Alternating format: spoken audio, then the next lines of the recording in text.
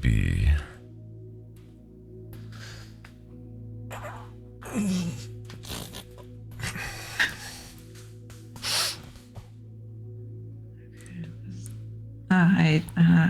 Do we put that on Discords? I don't have one. But don't forget the shared chat aspect. Fuck. Oops. Family friendly. Fudge. Such a good start. Oh, wow. I'm so good at this. You are. You're wonderful. What? I'm gonna copy paste it on.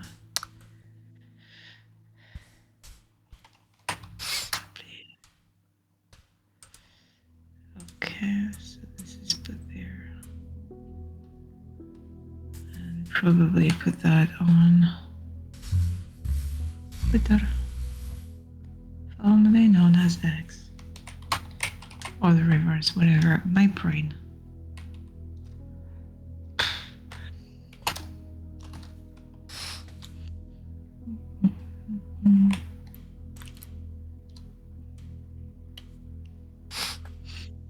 And those guy. Did you do the things? Did I do the things? Blue sky stuff? Oh, I haven't been doing blue sky stuff. I think I'm going to start that again next week. Yumi made a list of things for me to consider.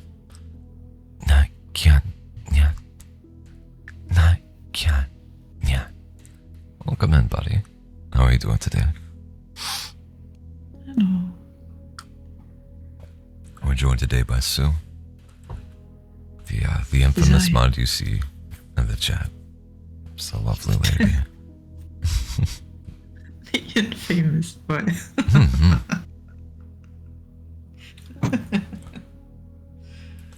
I just woke up, so I'm still sleepy.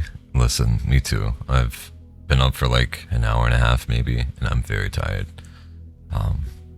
But coffee will sustain me as usual, hopefully. Yes, agreed. And same. Yeah.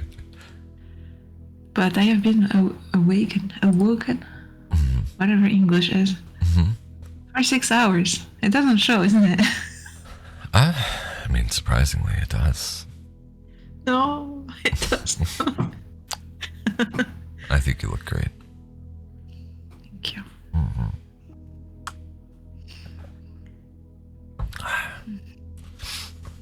I'll go ahead and read. I have a story here. And I have the French one also from yesterday. Nice. This one is not as short as any of those. I'm on no sleep for our normal thing. Did you want to talk more, or? As you wish. What does even that mean? You hit me with the as you wish all the time. Oh, that's fair. That's fair. So, I think I can have this one. Sure. Fine. This one is titled, I robbed a grave last night. What I found buried inside horrified me. I don't know what accusations you're already forming in your mind. I have heard them all before. And, hey, maybe you're right. I'll be the first to admit that I'm too lazy to get a real job, but excuse me for not wanting to wither away in some bleak office space. Maybe I am morally compromised as well. But bills need to be paid, and I have a wife currently going through chemo. Hell, you probably read the title and felt some level of satisfaction that I encountered something evil. That's karma, and I was definitely asking for it. I wouldn't expect any other reaction. Trust me, I'm aware that those in my profession are frowned upon.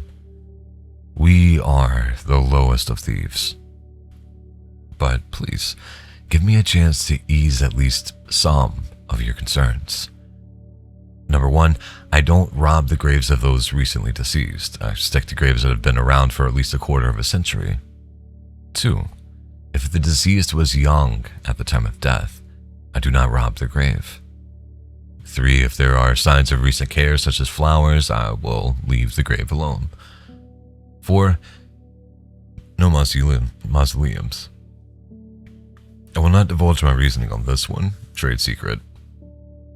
5, I do my research and prioritize the graves of those who are either quite wealthy in life or had a criminal background. So, you see, I am not that bad of a guy. I don't deserve what's happening to me. And if any of you have any advice on what to do, then please offer it, because I'm scared and I feel very alone right now. Now that I'm thinking about it, this is how those first astronauts must have felt when they first entered the void and gazed upon the precipice of a new age, like those who never made it back. I now know the price of that knowledge. Christ, I'm rambling. I'll start at the beginning. The job began like any other. I had done some initial scouting in the days leading up to the heist and got a feel for what hours would be to have the least amount of people present. Then I did research into the various people buried there via the computers and resources at the local library, and picked out a couple of graves that had a higher probability of riches being buried inside. One name stood out in particular, Berthold. He had been a very wealthy tradesman in the 1800s, having made most of his fortune in the procurement of distribution of well oil, narwhal horn, and various textiles. A rather unsavory fellow. He died alone, his only real heir and niece that wanted nothing to do with him and donated all his wealth and belongings to the church. I would have left the story there had I not caught a snippet from a local historian's journals, which spoke of an artifact the church wasn't comfortable with keeping or selling, so they had it buried with Berthold. I don't know what the artifact was. The journal didn't specify, but stay in the business long enough and you develop a radar for massive scores. Mine was positively beeping. Fueled by the possibility of a huge payday, I rose from the seat, gathered my bags, and headed out of the library. Since Hillview Cemetery is roughly 3 hours away from home, I decided to get a motel for the night. Once I had gotten settled, I contacted the wife. I told her about how well the business trip was going and gave her my love. Then I ripped off my shirt and fell asleep. My alarm woke me up at 2 a.m. Showtime. I pulled my hair back into a bun and pulled a beanie down tight over it. And then I grabbed my shirt, zipped up my jacket, and double-checked my gear. Everything was all set. What's it says connecting to chat? That was weird. Did I drop stream? Okay, whatever. The roads were fairly empty at this hour. I saw a few semis rumbling past on the roads. And even a police cruiser. Speaking of police, what's up, Nightmare? How are you today? With the lights off at the local park. From my seat, it looked like the officer was taking a nap. Also, Sue, I forgot to put your PNG up here. Do you want me to do that? Doesn't matter? Okay. Alright. I can make one give you for tofu as well, if you want to do that later. Like, another time. I didn't blame him. I had chosen well. These sorts of towns are a dime a dozen out here. Sleepy little places with populations primarily over the age of 40, with less than 20,000 people. Ideal for robbery, less so for fun. I lowered my windows when I was out of the city proper and played the radio softly, just for some company. The cemetery was still a few miles away. The moon was out, casting its ruddy light on both the dry road ahead of me and the fields which extended to all sides on a seemingly infinite plain. I could hear coyotes howling in the distance, their songs carrying perfectly due to it being a cool, clear night. Altogether, it was eerily beautiful. One of those evenings better suited for roasting marshmallows around the campfire than black work such as this. A familiar gap opened up in my chest. Decades ago, I sat around campfires and told the boys around me I would be an astronaut one day. I wondered what they ended up making of themselves. I wonder what they and my kid self would think about what I would become instead. Here's the truth. I had the desire, but not the brains. Maybe if there were adults in my life who believed in me, I could have still done it, but that wasn't my lot. We all have our places in life, and the sooner we accept it, the less pain we deal with. But I can't help but ask myself, just because I was born stupid, does that mean I don't deserve to see the stars? That's beautiful timing. It really is. You entered it. You're like Gandalf. A wizard arrives exactly when he wishes, Harry.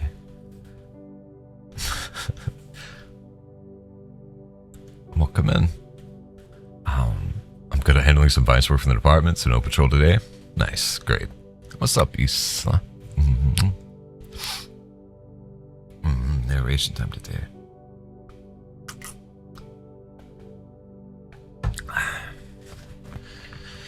A large hill rose up in the distance, the only break within the dull flatness for miles. I cut the radio and rolled up the windows. Hillview. Never had I seen a cemetery quite like it. Tombstones wrapped around its bulkage like dozens of necklaces, and at the very top was a bent tree carved with the names of hundreds of sweethearts. I passed by the padlocked iron gates and drove until I reached the unmarked side of the road. I would have preferred to kill my lights at this point, but the road had this odd ditch here and there, along with large rocks and other scattered debris. I must admit that a thrill rose within me as I made my way further through the encroaching mists and winding curves. I was dialed in a way that I never could be during the day, my eyes constantly scanning the environment, wary for others. I eased my foot on the pedal and steered around the corner, only to slam onto the brakes. Hi, cat. Hi, nyahoy. There was a tree lying across the road, thick enough to be the height of my chest. I stared at it in confusion.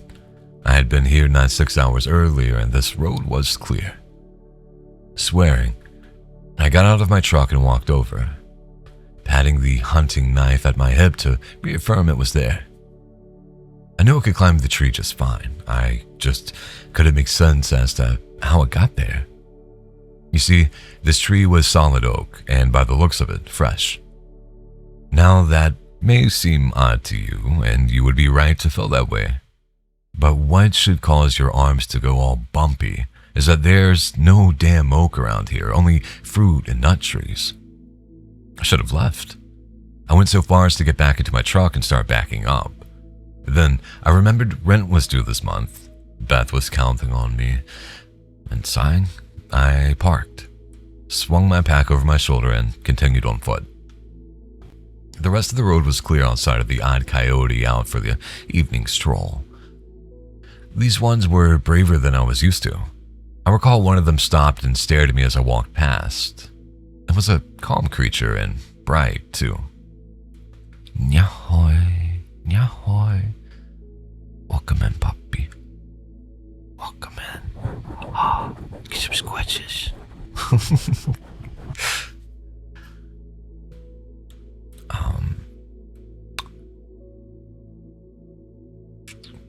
I lost my... I got distracted by the puppy. It was a calm creature and bright too, judging by the glint in his eyes. It flickered back like ears at me and sauntered off. I chuckled. I liked those critters. In fact, they reminded me of myself, drifters in the dark. It was the devil's hour by the time I took my first steps into the hill. The mist was so thick I could hardly see more than 5 feet in any direction. So I moved gingerly. I walked stick-tapping the ground before me. I took care to avoid stepping on any graves and paid close attention to even the faintest sounds. Do you get the reference? Do you get the reference, puppy dog, between our names? Is that what you're saying? You would be the first. Oh, that's great.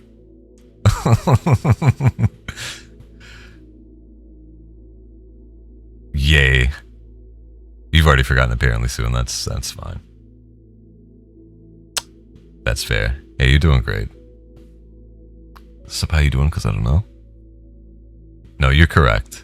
You're correct. Sue's giving me a very puzzled look because she is forgotten. I'll say it. I'll not say it, but I'll type it to you after I finish reading. Oh, and everyone's getting coffee with me. Yippee. Let's drink some coffee. Nyahoy. Nyahoy. Welcome in, Jasper. We're reading with my dear friend Sue today. I'm going first and she'll go after. She has a very lovely voice, very calming and chill. Wonderful person as well. Maybe it was my imagination, but there were moments where I thought I heard people whispering nearby, almost as if they were a party of guests waiting to surprise me at my home as they watched from the shadows.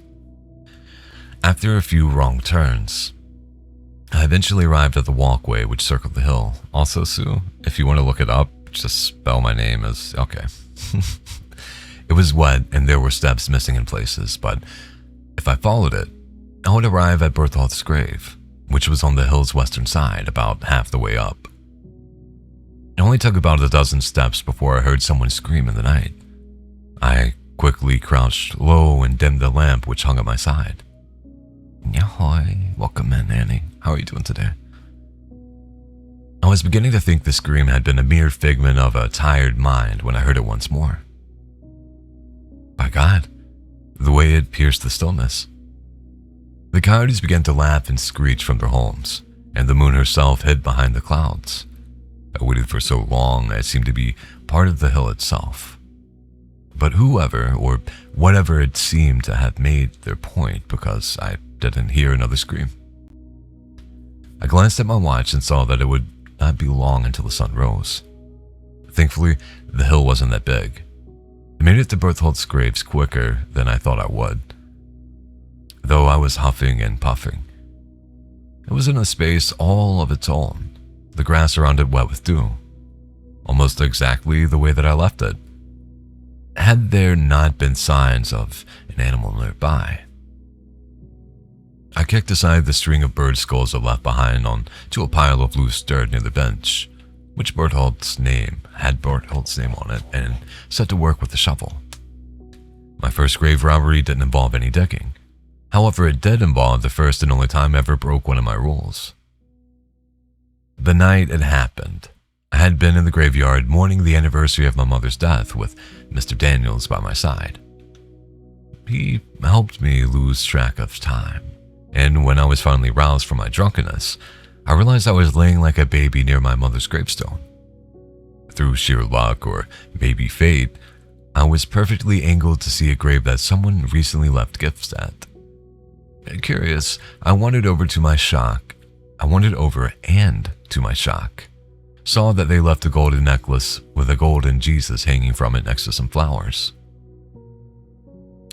It didn't take much for me to steal it. I simply leaned down and stuffed it into my pocket. Yahoy, danger. Welcome in. Welcome in. I simply leaned down and stuffed it into my pocket. I remember the fear I felt in my belly, the way I walked with my head down to my bicycle. I sold it at a pawn shop for a few thousand and bought groceries, half a year's rent, and a brand new dress for Beth. It was more money than I ever made working at the car wash, and way quicker, too. I told the wife it was some inheritance from an uncle who died recently when she asked. No, she didn't believe me. But we were desperate and couldn't afford to ask questions, so I continued to receive monthly deposits from my uncle's estate, and every time I did, I felt a bit less fear. Not without cost, though. Remember that, folks. Nothing is free. Every time I felt the fear leave, I felt some of the love go with it. Eventually, I couldn't look at people on the street directly anymore. I couldn't stand to be near them. My shovel struck wood and left a dent. Crap, I whispered. I tossed the shovel to the side and wiped sweat from my brow. Faintly, in the distance, I could see the edges of the sky beginning to pale and figured it would not be too long until the old folks started trickling in. I wiped the dirt free until I could see the gilded mahogany of the coffin. There, written faintly across the front, was the name Berthold, along with a warning in Latin that I could only decipher all too late. Mortu vivos docent. With my tools, I cracked the padlocks which sealed it, and after taking a steadying breath, threw it open, a wide grin on my face at the prospect of treasure. Did you record it for the stream? I'll throw it up on like the VODs on YouTube, but that's it. And thank you too for the compliment. I very much appreciate it. Also, I finished the art I made for you. You made art for me? Thank you. Thank you very much. Oh, I can see you're not recording? What do you mean? Also, maybe we should stick to this short story subreddit so I don't read forever. I'm sorry, Sue. I took in the corpse's boots, jeans, and blood-soaked jacket, and felt my smile fade away when I saw his face. Okay. For it was not Berthold lying there. It was hardly a corpse.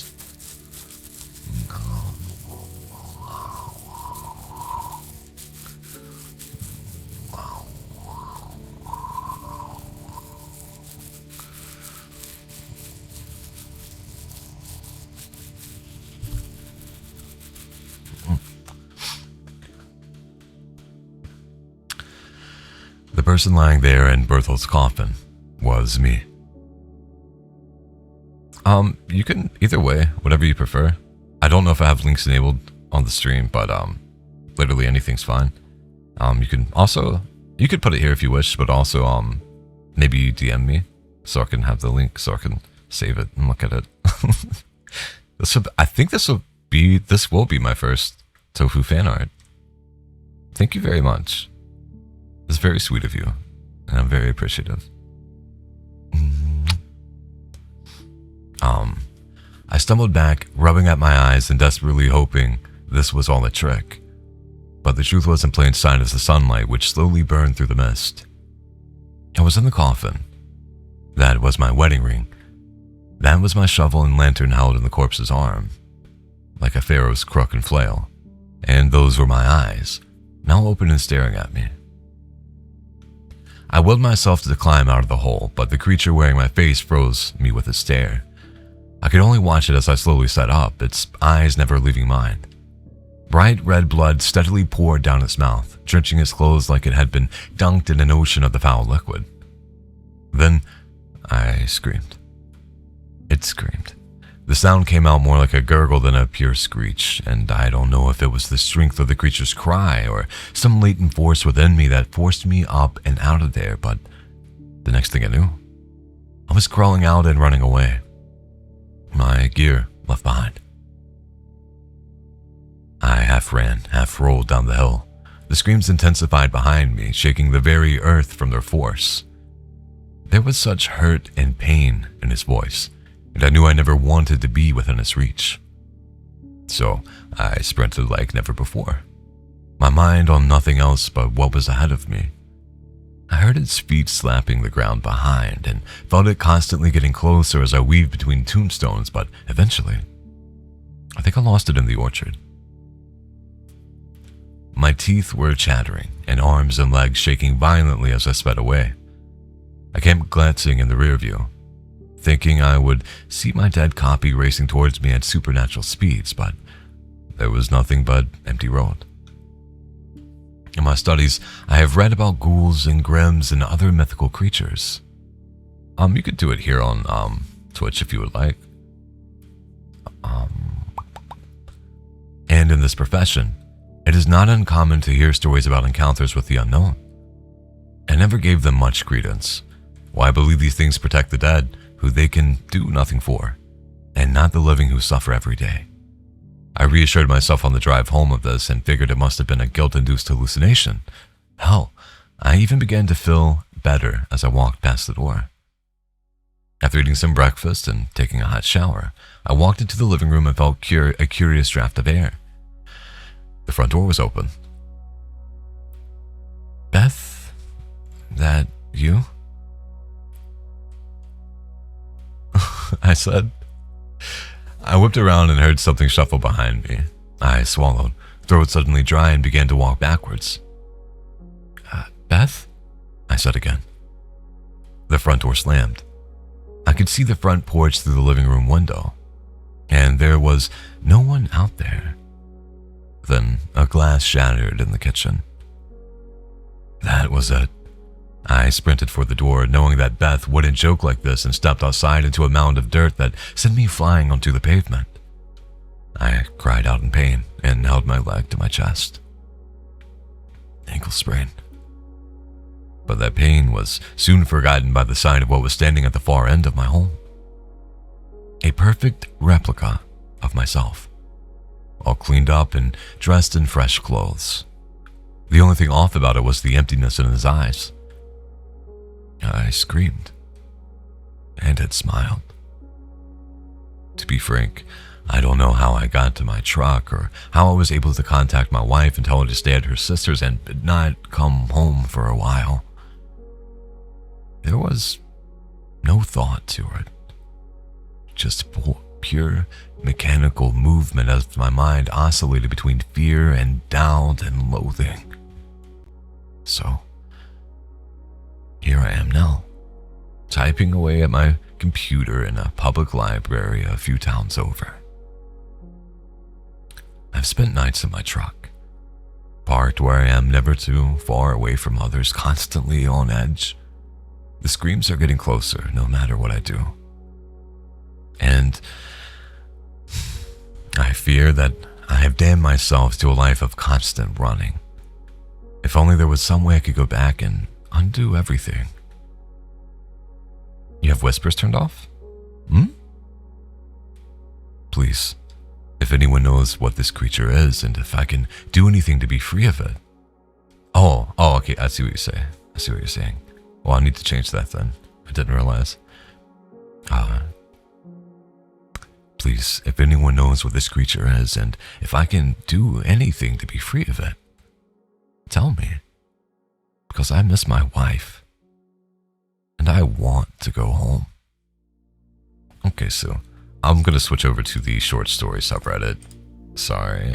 Oh, it's fine. It's fine. Can you hear me? Mm-hmm. Okay. Sorry, we're having a convo with with distressed puppy dog. Oh my god. Have you seen? That is so cute. Oh, thank you. This is so cute. Have you seen? They give their all. It's really great. It's perfect. Good job. Mm-hmm. Thank you, distressed puppy dog. Thank you very much, Danger. You did such a great job. Mm-hmm, oh, they did. Lord. Let me save this. Yeah, save it. Oh, I am. He's so proud. Ooh. Oh, thank you. Thank you, puppy. Appreciate it. I always love to have a new, foreign people. Because, especially, yes, it's the correct you. Yes, good job. Because this is so hard to express yourself using your idioms and... What did you call me?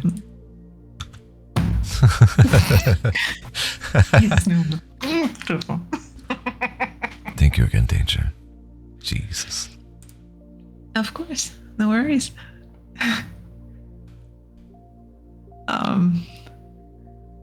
Yeah, and it's just great because I'm happy that my Japanese is not too far, and I still understand a few things. Even though it's been a tremendous while.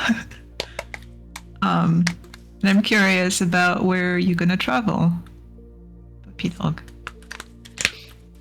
And the first story that I want to read is the French one from yesterday, because I want to give you the pronunciation so bad. Very fair. Very fair. Well, I suppose I'll mute.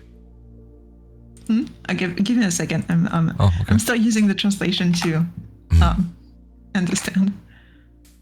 Yes, I know. Is it sorry, Muzakashi?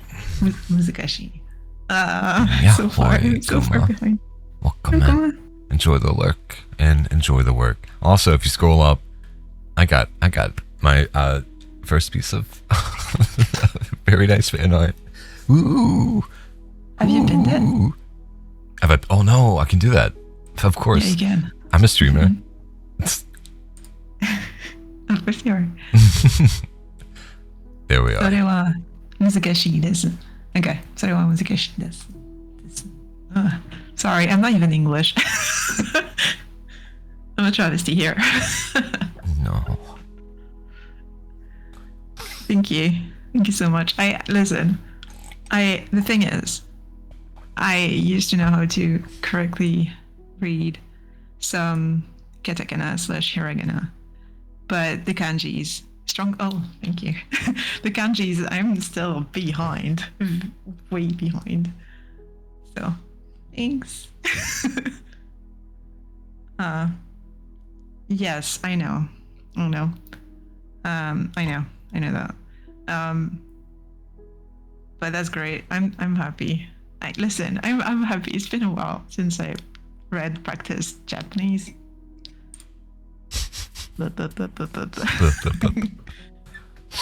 Kanji is stupid, very hard. Yes, I'm still like a small kid level of kanji learning. Very small kid.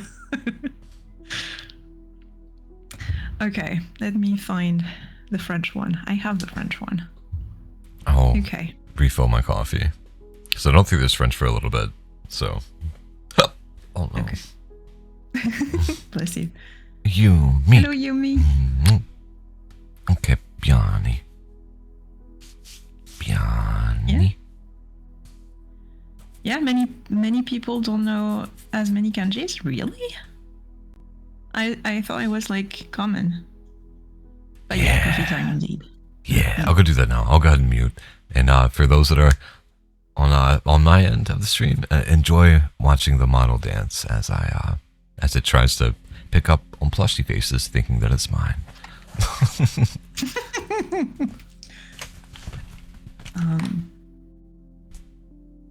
The voice of the guy that just left for his coffee. Yes, his voice is amazing.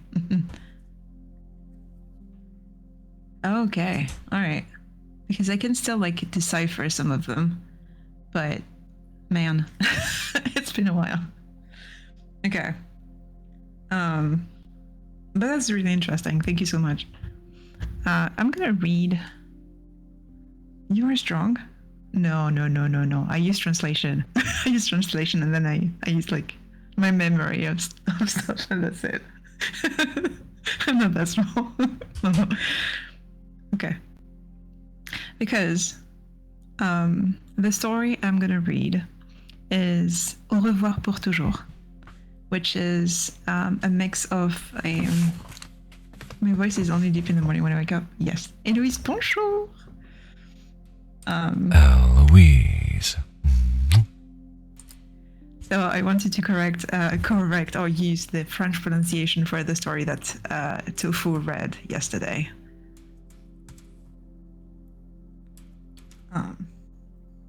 Okay. So, au revoir pour toujours. So, toujours. Tofu. Like the pronunciation. What? Toujours. Toujours. Yes. Here we go. Yeah. What does it mean? Forever. I told you yesterday. I forget. The only thing I remember is Shefa.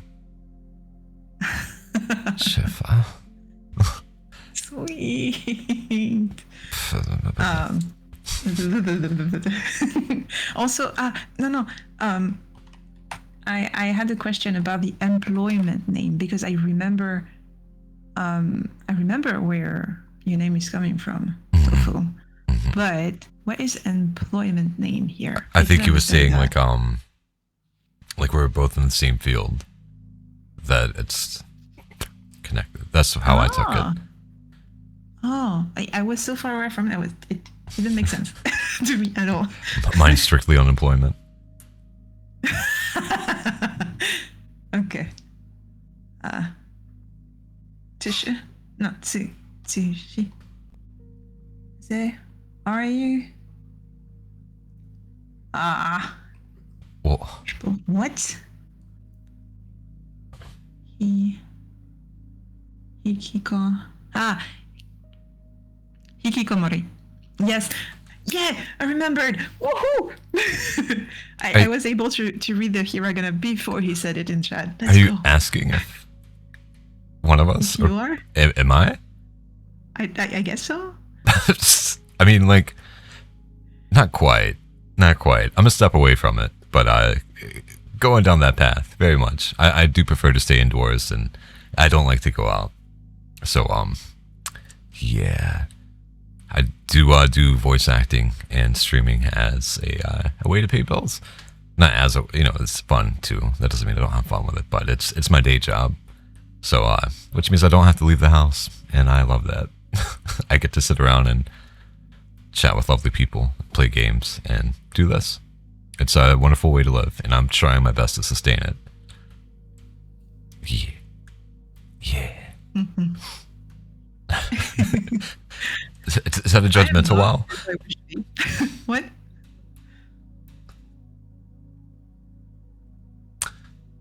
Am I? What do you mean, puppy? Yeah, this is me. I am Tofu. Do I have a Discord? I do, but it is only accessible through Ko-Fi membership. But by being a member, you also get access to what's it called? Members only audios. So yeah, there's slight benefits to it, but obviously no reason to do so. No reason to do so.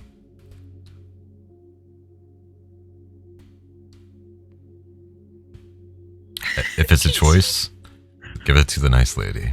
Absolutely. No. Give him no. Give him to Tofu. Yes, please. You have bills to pay. So do you, lady. Anyway, you have a story to read, don't you? You're gonna teach me French. I'm gonna teach you French. All right. Thank you, Poppy Dog. I appreciate it. Thank you so much for him. You gave her many already? Nice. Nice.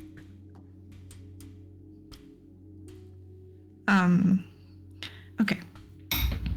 Sorry for noise. It is the early hours of May 12th, 1984.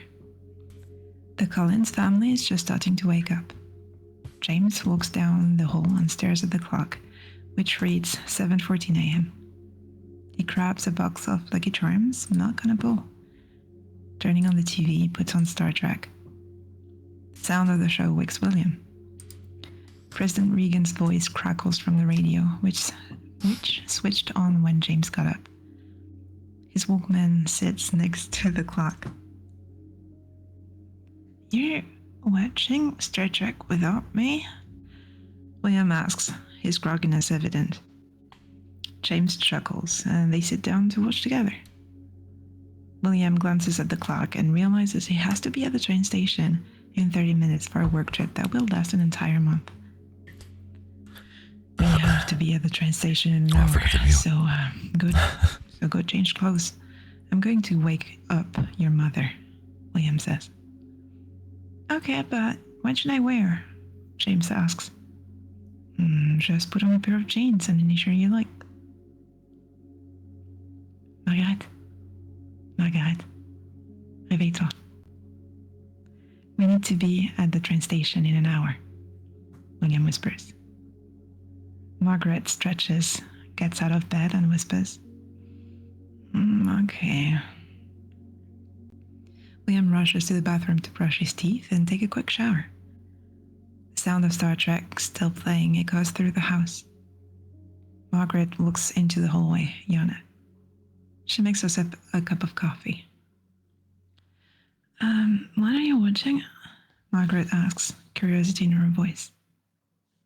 "Star Trek. That went to shower," James replies, now dressed in clean clothes. C'est en français? Yeah, but I barely speak it, so I put it in English. You should really learn more French. It's our culture and native language, Margaret says. It's French names. Like, no French name. It's an English name. Margaret is an English name. It would have been Marguerite in French. Anyway, I have many, questions regarding this text. But anyway, stop rambling. William finishes his shower, eats breakfast, and grabs himself a cup of coffee. After finishing it, he pours a bowl of Cheerios and sits on the couch, focusing on the TV. To boldly go where no man has gone before, the TV echoes through the house. William and James both smile in sync.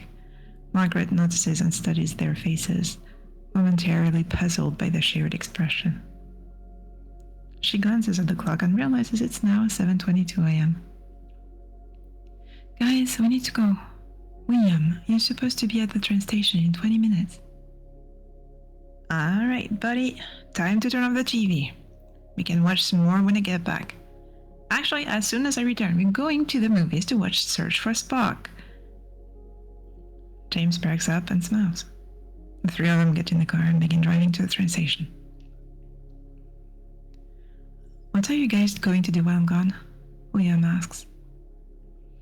I don't know. Probably we watch Wrath of Khan, the motion picture, and every last bit of Star Trek, James exclaims. Lucky. Save some track for me. Just make sure your schedule's clear the day I get back. We're watching Search for Spock together, William says with a grin. That movie is a must-see. Wrong voice.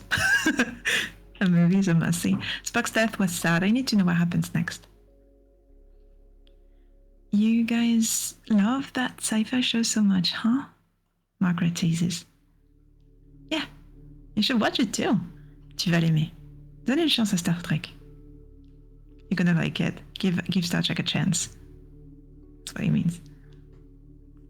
William says with a smile, trying to convince her in French. Non, ça a juste l'air ennuyeux pour moi.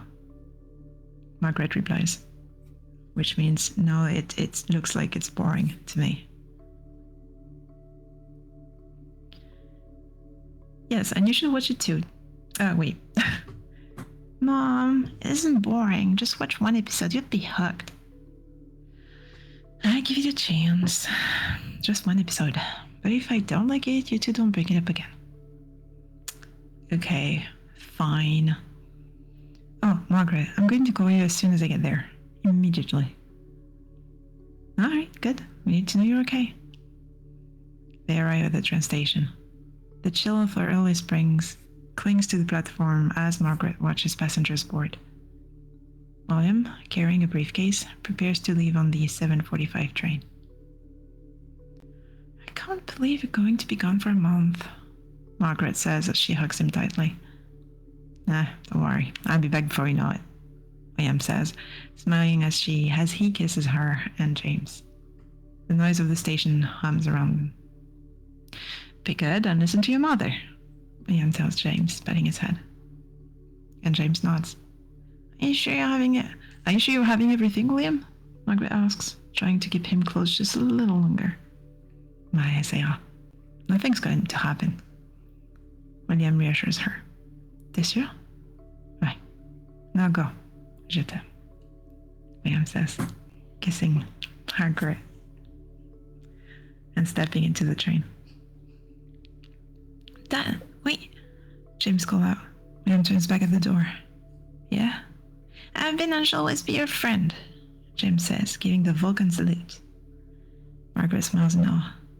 Live long and prosper, William replies, returning the salute just before the train doors shut. James lowers his hand and he and Margaret walk back to the car. 4 days passed since William left. The promised call never came. James and Margaret begin to worry. They contact the police to report William missing. Call him again, James urges. This is like the 12th time, but sure. The phone rings. After several seconds, it goes to voicemail. Margaret sighs, tears welling in her eyes at the thought of her husband's death. James gently comforts her. I've had enough. We're going down there to find him. Margaret grabs her keys and rushes out. James follows. As she opens the door, two men in suits stand up on the doorstep. Margaret and James freeze. She recognizes them. William's friends, Tom and Billy. They are dressed in both black suits, as coming from a party or a funeral. Margaret, we have some terrible news, Tom says, his face solemn. What's going on? Margaret asks, panic rising. We're so sorry, Billy says quietly. Sorry about what? What happened? Margaret asks again, trying to force a smile. William, he had a heart attack, Tom says, his voice heavy. He's gone, Margaret. They found him alone in his hotel room. Margaret stands frozen. Her world flashes before her eyes. James blinks rapidly, trying to process what she's just heard. Tom's voice sounds distant, as if underwater. James sits himself on the couch, staring at the now muted and turned off TV. And he sees his dark reflection, silent and still. Margaret's hands grasp the table, trembling. The wood presses deep into her palms as her world starts to slip out of her reach. She doesn't want to believe it. The silence in the room is deafening. Only the soft hum of the refrigerator and the ticking of the clock can be heard. James doesn't cry. At least not yet. The weight on his chest is unbearable. Finally, Margaret whispers, No. No. This cannot be. Tom's eyes well with tears, but his voice is caught in his throat. James' eyes glisten. And for the first time since they bought this house in 1970, the house truly felt empty.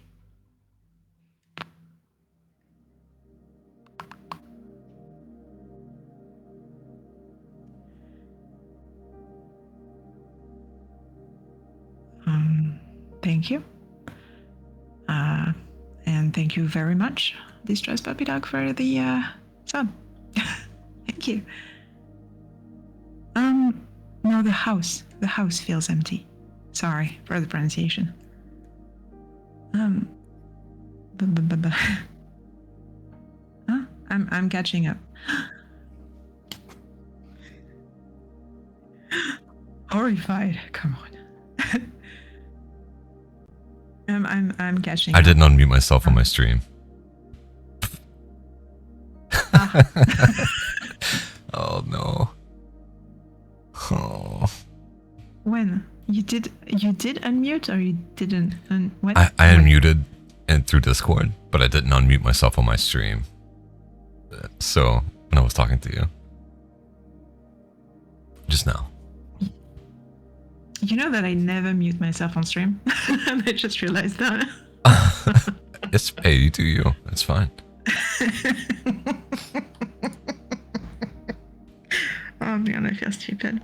Because usually I close the mic, not the voice on Discord. Oh, that makes sense. Yeah, you have the button press.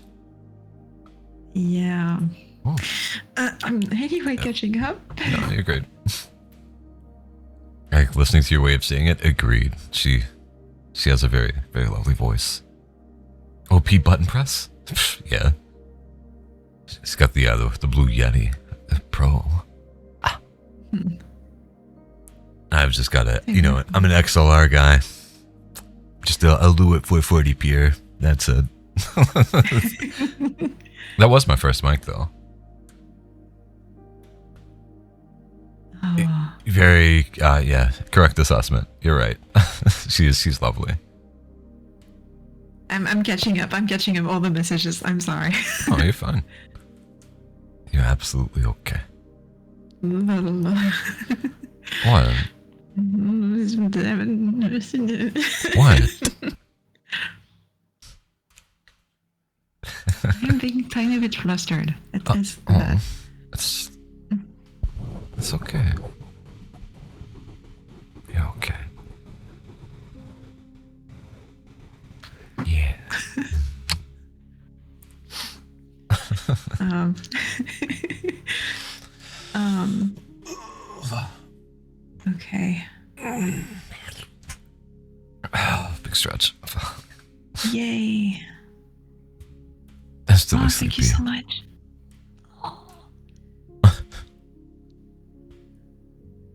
It's so sweet. So sweet. So sweet. You working your name into it? Very nice. Oh, a strong voiced man likes nice lady. Yeah. Yeah, he does. No, you're doing great. You're doing great. You're doing very great. Yes, yes, yes. Such a good Definitely. puppy. Such a good puppy. Oh, waka waka waka waka waka waka. Lucky. What, for the mic danger? Or because she's liked by me? Maybe it's a lucky for each one. I don't know. Am I blushing? I say this shy lady is very nice.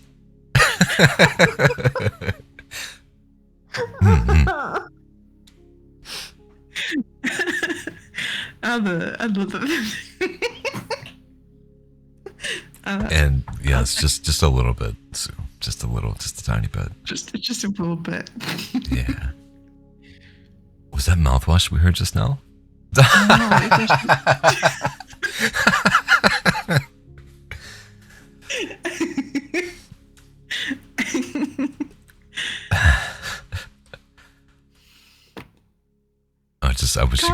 I wish you could see your face. This is great. Thank you.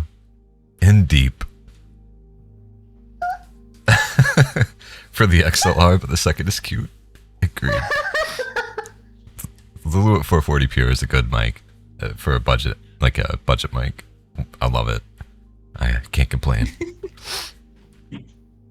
The first upgrade I got was the CAD. Oh, I don't know what E100SX, I think, and it was a little bit too velvety and deep tone, so I had to get something with a little higher profile. And yeah, the Lulu at 440 Pure is great. I stand by it. I want to explore their higher end products in time. If money was no object and I could just have an insane amount for no reason, definitely do that. Definitely do that. They have some really interesting products. I fear to hear the truth? What do you mean, friend?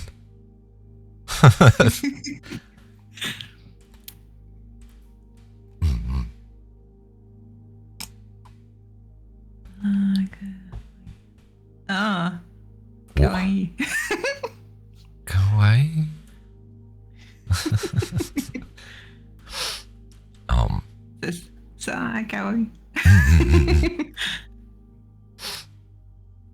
It's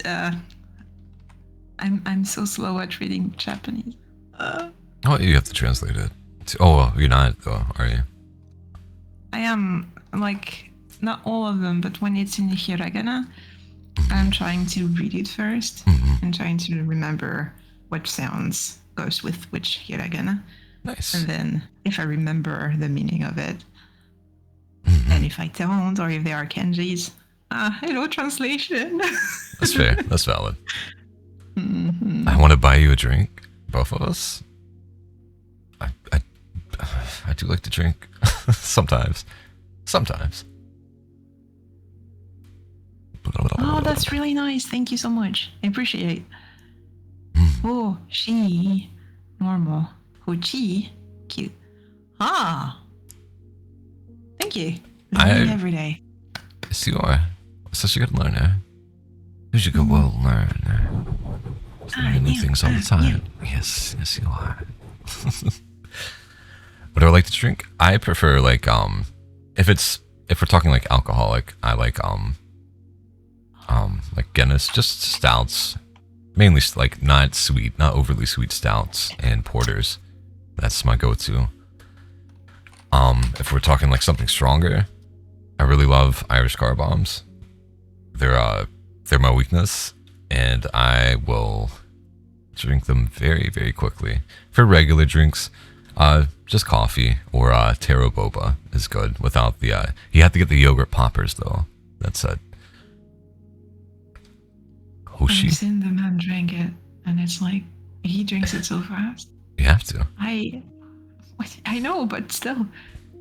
Huh? Don't call Just what don't what? call it what? Whiskey? It's nice, but nowadays I try to stick to beer. I mean that's what it's called over here, so I'll continue to do that. But thankfully I don't often talk about it, so it's all good. Mm-hmm. Yeah, it's the actual name of the cocktail. You can't do shit about it, can you? Agreed. Oh, I should. Well, that's fine. I know, but also they might have named it that way too. I don't know the story of it, but I know with era and everything. Mm-hmm.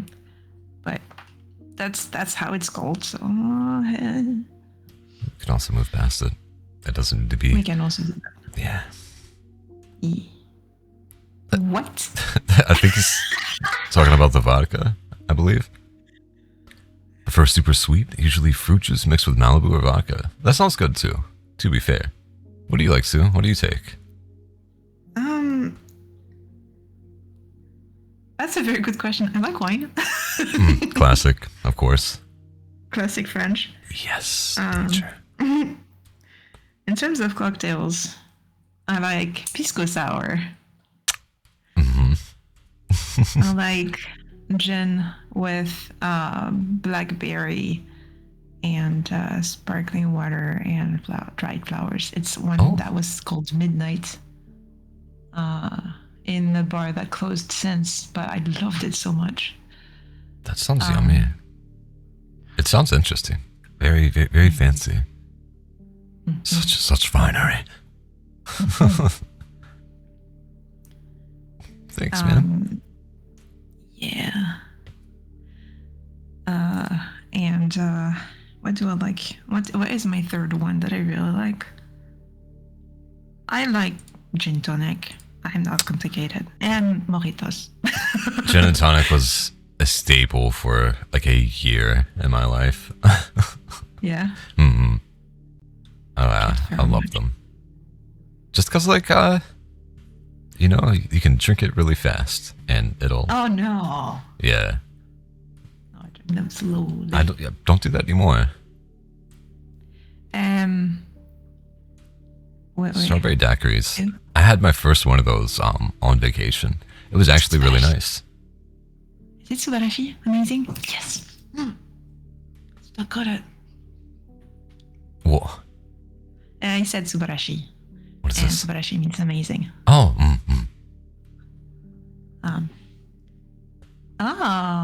Oh, wait. Strawberry energy drink.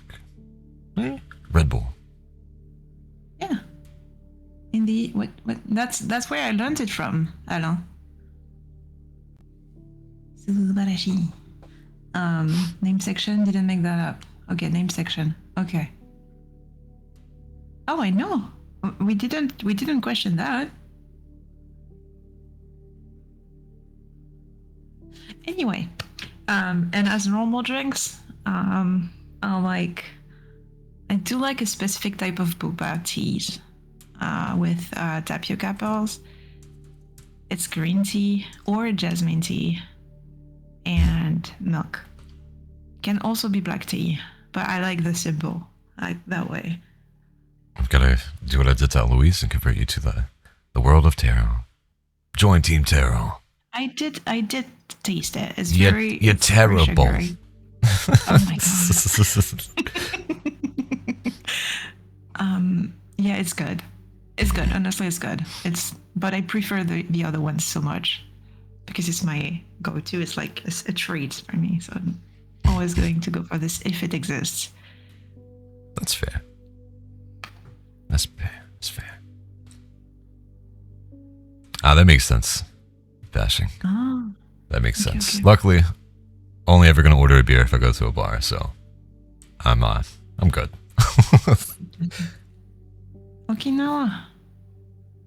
Ah, I had a friend when I was in engineering.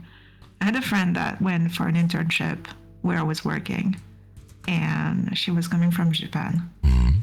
And we were friends, and she invited me to her house in Japan, but I never went. It's one of the things I want to do in life too. At least go once there. So, you're from Denmark? Same, Annie. Same. Yeah. Simochi. Ah. Okay. All right. Oh, you're adopted? Uh-huh. Okay. I mean, one day, I'll bring you to travel with me. Okay. I'll happily go with you. Went on World it all. Championship. Doing what? If you don't mind sharing. That sounds cool though. And there's a world champion in chat. Hell yeah. Very cool. In foreign countries, I feel like plane tickets are most expensive. I wouldn't know. You going to Texas? Yeah, he said earlier. Oh no.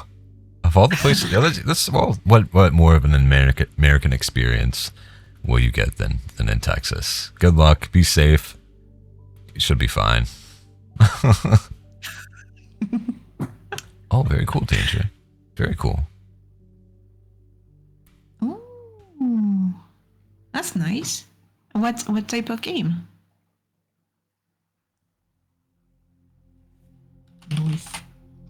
Noise. Strong dad vibe. Oh, okay. Ooh. Did you hear the pop? No. Whoa. Thanks. Your dad's stronger than you, but you're not that strong? Lift weights. Eat protein. You'll get strong. I need to do that. I need to go to the freaking pool. I will manage eventually. Yes.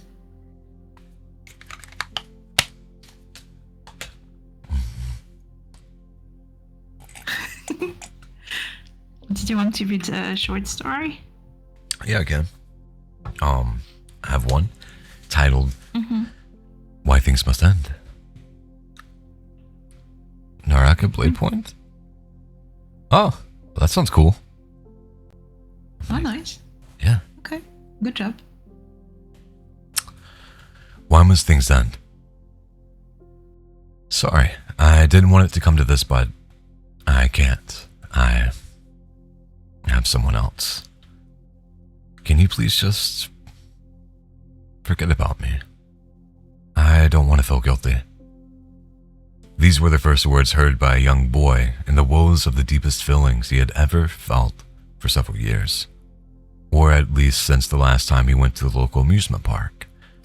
He had seen a girl one day, just seen her. He didn't know her, just saw her. He didn't see anyone quite that way before or after. It was like a current had opened between his head and every other part of his body. Can you say why? And I'm not sad, I just don't think I can forget you. Oh, well, that's nice, but I'd really prefer if you did, she said warily. Forgetting a person like her was a foreign concept to him. It was a thought so unnatural he'd question if he was insane every time he thought it. He had spent multiple days watching her walk back home from wherever she came. Maybe she wasn't going home. Maybe there was someone waiting for her at home he didn't know. And he didn't care. Yahoy, welcome in only. Yes, this is an ASMR cafe. Today we're doing something a little bit different. We normally do story reading, triggers, and other ASMR related things, but Today, we are joined by my dear friend Sue, who has a wonderful feminine voice, and we're just kind of reading stories to each other and chatting with each other. So please grab yourself a coffee or your favorite drink and join us. You're always more than welcome here. Why? She asked. I've never seen you before. Also, aren't I like 20 years older than you? I have a ring, you know. It's hard to miss. Well, I see you every day, the boy said. Watch you walk by here every day, and sometimes you smile, sometimes you don't. I bet on it. Could you not? Watch me, I mean, it's a bit off-putting. No girls will like you if you do that. Not even you? Especially not me. Oh.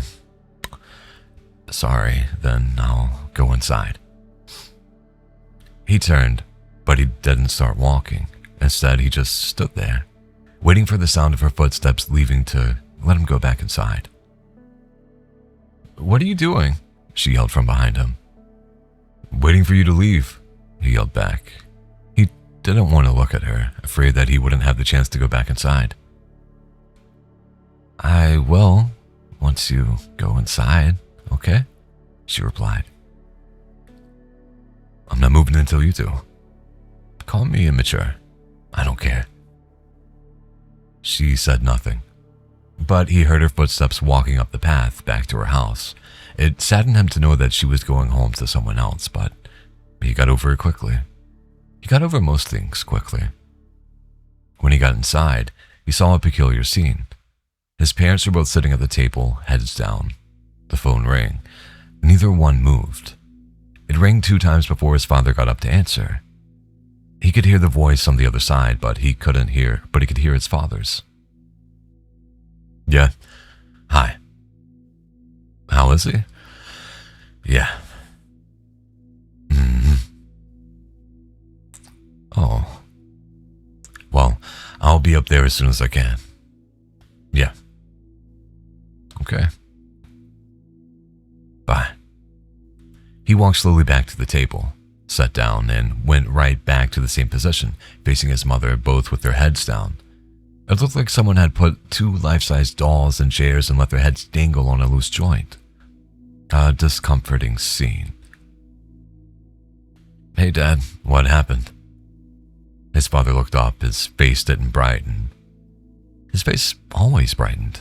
Always when he saw him, who he called his joy in the world. It pushed him into a rabbit hole of thoughts ranging from how in trouble he was to if his father loved him anymore. These worries were quelled by a short and forced smile. His father smiled a sad little smile and at him and asked, What were you doing outside, son? Oh, well, I saw this lady I like, so I told her. She told me to stop. Wait, his father began. Was it that old office worker again? She's not old. How did I get stuck with this one? He mumbled under his breath, but he laughed as he said it. Dad, you told me sarcasm is bad. It is. Only adults can use it, so don't you go giving anybody any lip. Got it? Got it. The boy noticed something peculiar, though, through this conversation. I want to read chat. Blah, blah, blah, blah, blah, blah, blah, blah, blah, so don't get so far behind. He was getting confused as well, but that was the beginning of the next reading session. Yes, I have this. I need to keep remembering to use it. Boom. There's a book on screen, so you know I'm reading. I see that's fine. Good. Is Tofu good at singing? No, I do make music. I'm good at screaming. But singing is not great. I have, there's songs out there that I sing in, but it doesn't happen often. I only do it to please Sue, to be honest, but it's not something I enjoy. For a second, I was like, well, weird way to say you're bouncing. You could have picked better words. He will say no, but is in my opinion. Okay. I should have seen that coming soon. Jesus. I mean, there has been singing sessions here on that channel, just saying. Sue's great at singing too. Maybe that's what we'll do for 100. Maybe we can get everyone together through Discord. I know the audio will not be synced up to the songs playing on my end, but maybe there's something that we can work out.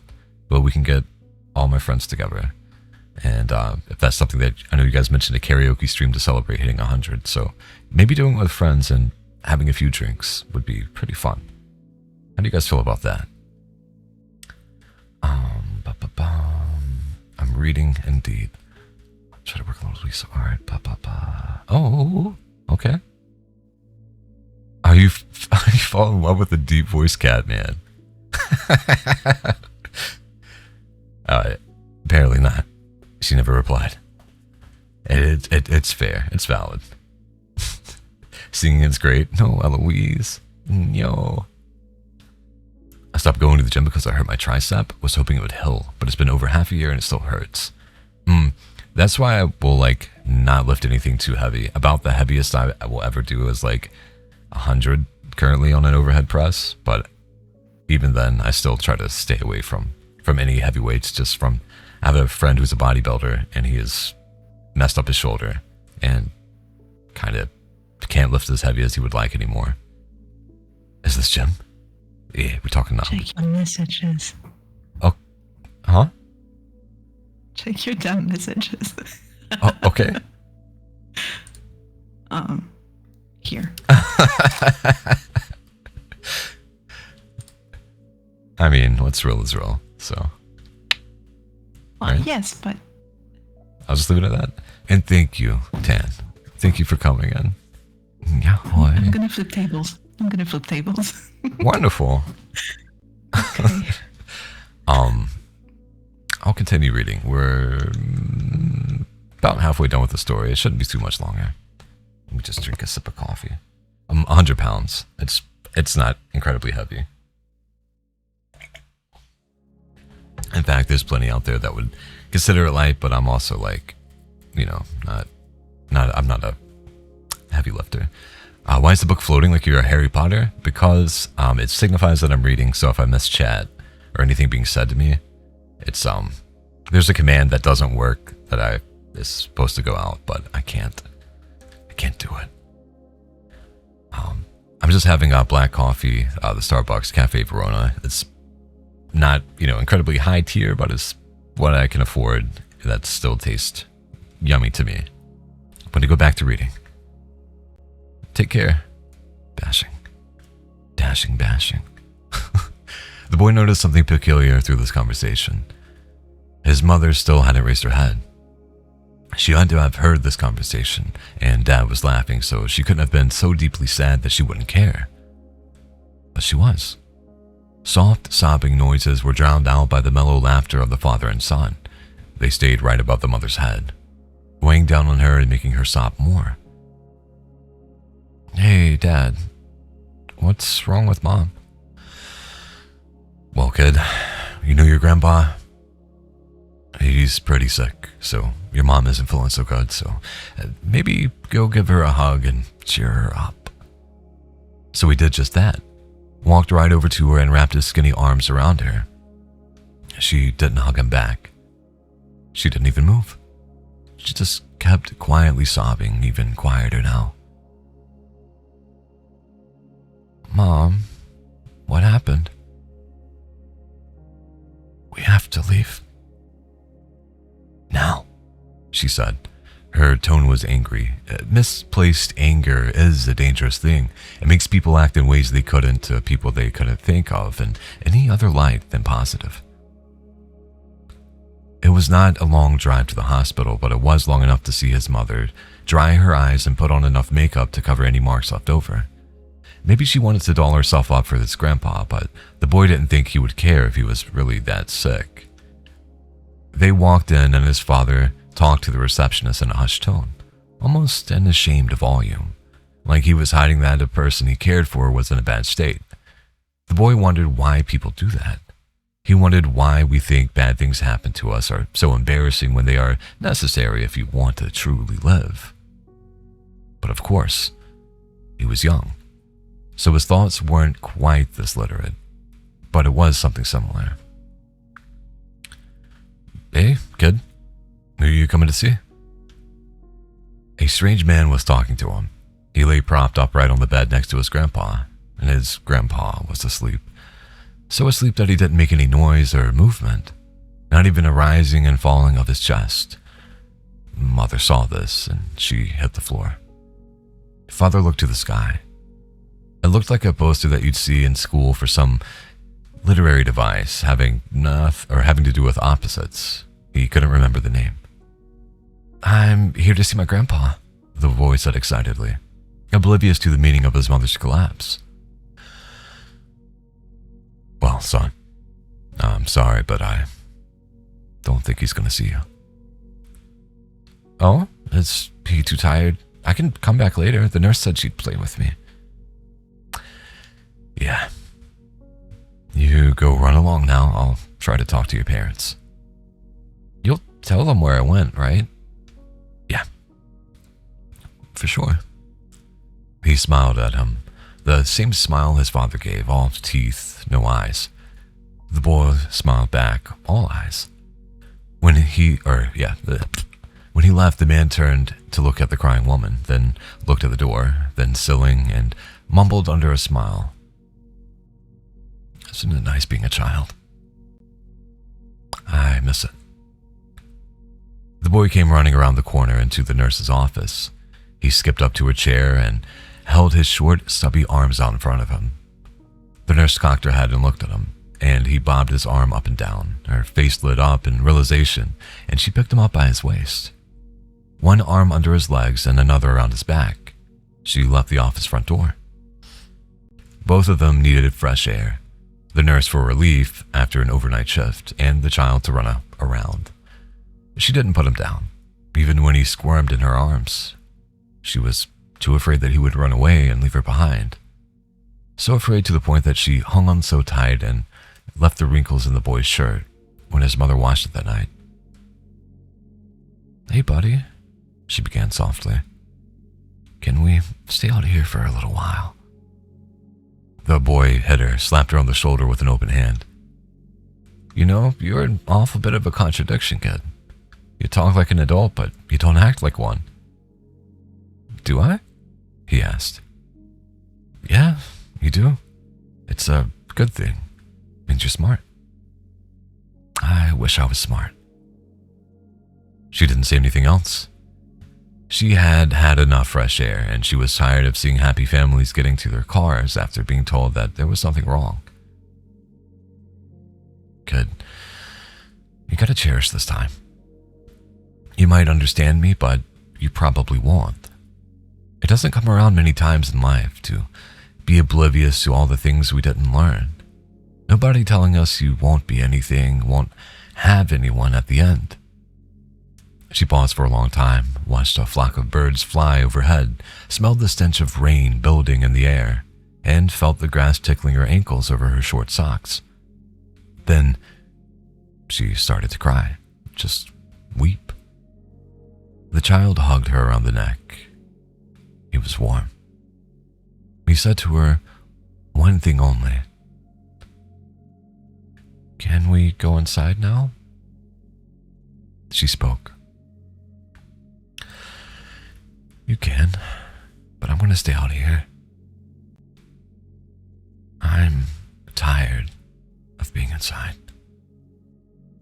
With that, she took the child with both hands, placed them underneath his arm, and lowered him so he was sitting on the cool grass. Then she kissed him on the forehead, looked one more time at the sky, and walked in front of her car. It didn't slow down, but she did. She flew, and then she came down.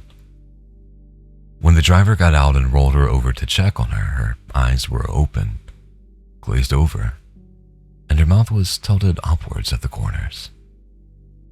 She smiled with her eyes.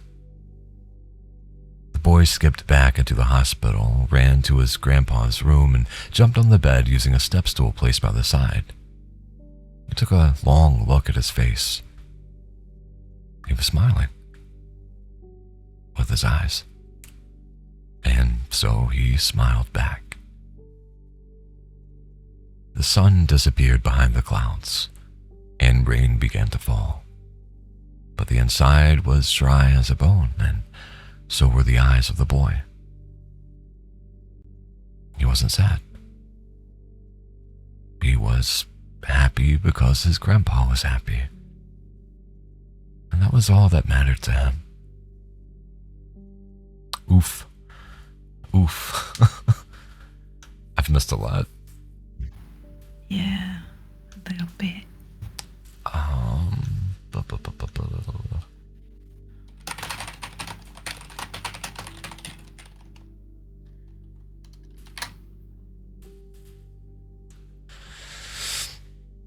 Your go-to is an iced Spanish latte?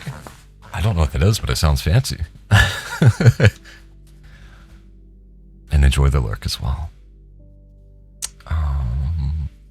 If he talks to you, you will fall apart. Nah, she's very composed. Very composed. Not for an instant, despite what she says. Can the nurse play with me too? What do you mean? I can't. I can't.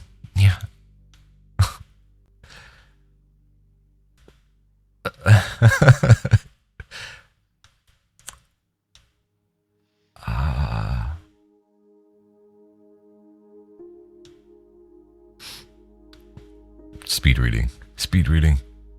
I'm abandoning you? Oh, Eloise, how dare. Thanks for the stories. Always. You're very welcome. And I hope you have a wonderful time doing whatever you're going to do. Bye-bye.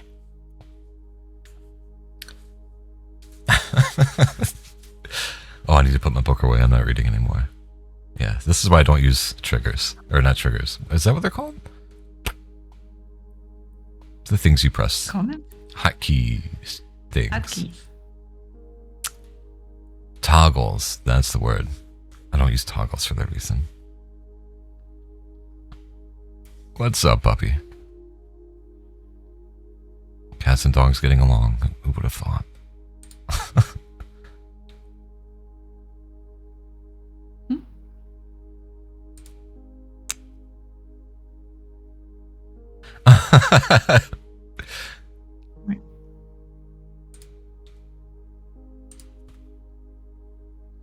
I saw your message. Good. Yeah. I will refill whenever you find a story. I did. I had that saved from last time. It's called Infinite Possibilities. Oh, interesting. So yeah. Oh, you guys are doing the romantic? What do you mean? What do you mean? It's a Say So channel. We keep things say so. Is it a real Japanese word though? Well, Is it say so?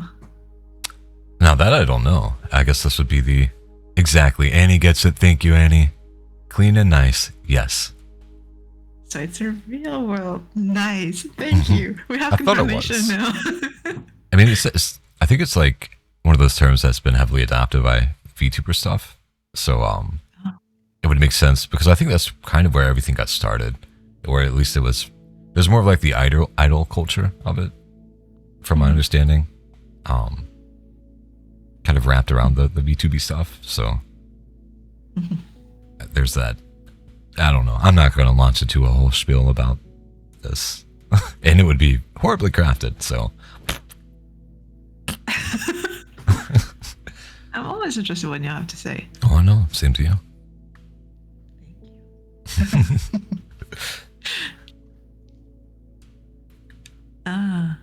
Okay. ITuber as in love. AI as in love. And not AI as in artificial intelligence. That's the question. Bum, That's bum. the question. Dum, Bum, bum. AI, okay. Okay.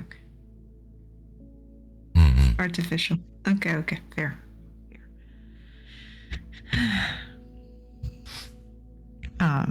So do you want to go refill your thing and I start the infinite possibilities one? Whatever you wish. Very nice, lady. Very nice. I did it. Official. What?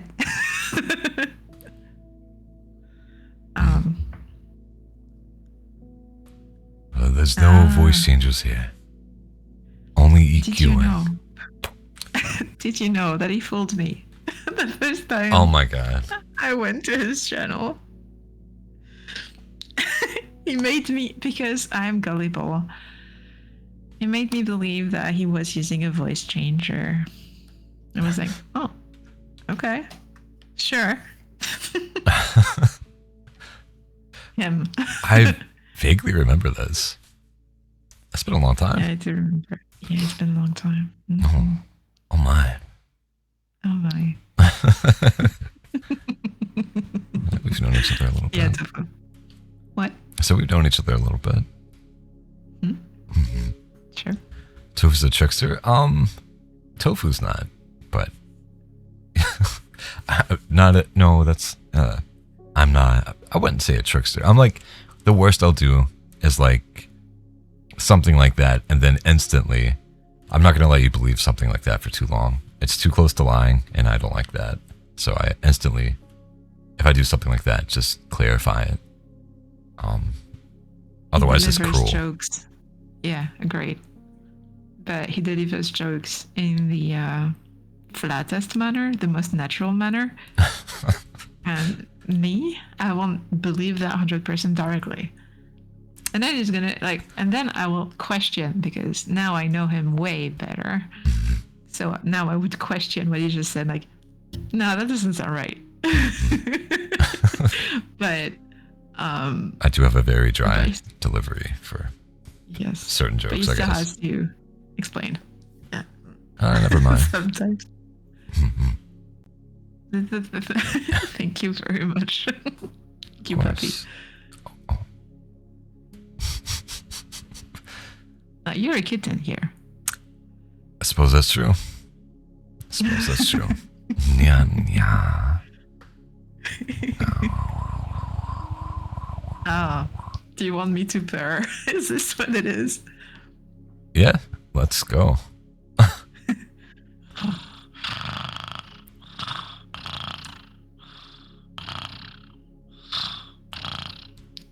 Wonderful. Wonderful. Maybe you're the kitten. Supers, yes. I would highly, it's perfect time to say it. I would highly recommend checking out following Sue. She does a lot of gaming stuff. I think she's currently doing a visual novel that was on for tour by one of her people. It's not a visual novel. Oh, well. It's a JRPG. Oh, okay. I think Well, it's a turn-based ooh. combat game with a layer of novel on it, but Well, that she does a lot of gaming stuff, and it's very, very comfy. One of the few streamers I check out on the regular if I'm awake. Same thing, different day. What does that mean? I don't know. I already go. Good. Okay. Who's a good puppy? Oh yeah. Oh okay. Oh. Yes, it does. But you have a gameplay. You have an actual gameplay. Nah, JRPG. there's a difference between JRPGs and visual novels. That's what I'm saying. Yeah. Yeah. Okay. Fair. Fine. Story heavy. Both of them are very story heavy. But JRPGs are better. Infinitely. Sorry. Unpopular opinion. I'll state it every day. Thank you, Danger, for the follow. That I really appreciate. Yeah. And welcome to my chat, puppy dog. Why? Oh, just because you get to play a game. I was raised on JRPGs and MMOs, so that's my favorite. Well, walk around and fight, and there's different systems in place. Yes, you can have tactical battles. I'm just talking about simple stuff like Final Fantasy, man. And Legend of Dragoon. Stuff like that. Thank you, Danger. Appreciate it. Very sweet. Agreed. That's the best. That's what I was raised in, and it's all I play. The only multiplayer stuff I do is like Monster that I really enjoy is Monster Hunter. I've gotten used to like Repo and Headliners. Those aren't bad, but those aren't my type of games at all. Okay. Thank you so much, Puppy, for showing up. It was great to have you. Please come back when you want. Yes, as the lady says. It was really fun. And good luck with the friend. Yeah. Yeah, but I think this game that I'm playing, the 100 Line, really makes me think of Fire Emblem. Oh, okay, like strategy combat? Yes, that's what I've been trying to say this whole time. I love it. Final Fantasy Tactics and Tactics Ogre for the win. Yeah. It's a little bit different, but still. I remember there was like we rented a moving truck. Oh. And we found it was Bye puppy. Boy. One of the Fire Emblem games in there, and I had never played it before, and I loved it. It was nice. It was a lot of fun. I don't remember which one it was. I tried the newer one, but there was too much of the social element. Like they were trying to do like a Persona 5 type thing, and it just didn't work for me. A woman with fire powers? Fair. Oh no.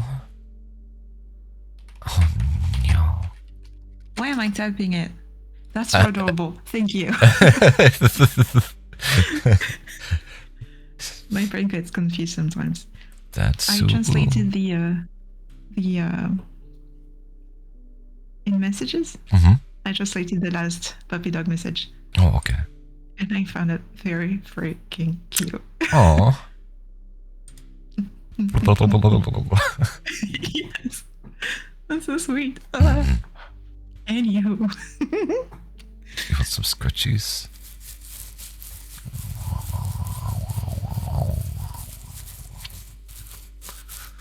Oh, thank you so much. Thank you, Danger.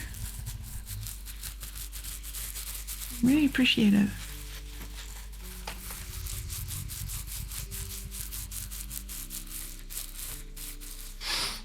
Okay. It only picks up when you do here.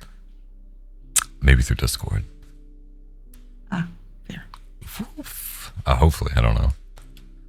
Do I use beard oil? Like right after a shower. Yeah. It's not that long though yet. I had to shave it for the Chozo cosplay. So, we're growing it back out, and Sue will hate me in a matter of 6 months whenever she can't see my beautiful little lips.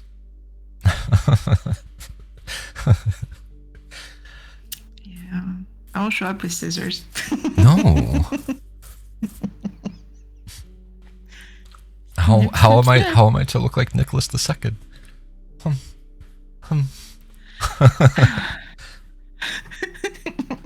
You gotta have that big hussar mustache. The scissor hands. Mm-hmm. Yeah.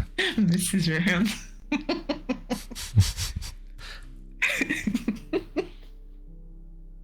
Hey, look.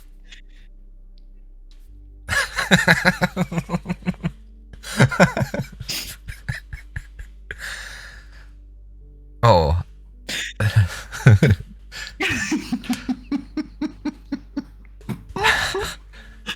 I'm gonna go get coffee. You read your story. Okay. Yeah. Okay. I'll be back, guys. Okay. I just need to finish my laugh and fit.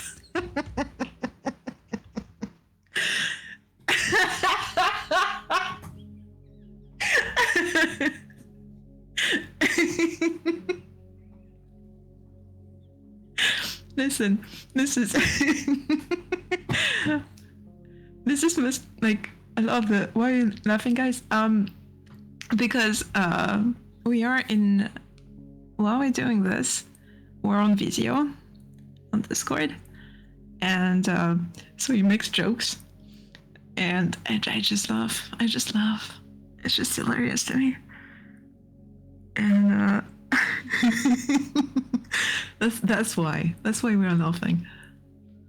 Also, I'm gonna read my story, right? Okay. Infinite possibilities. A book created and edited by Microsoft Copilot.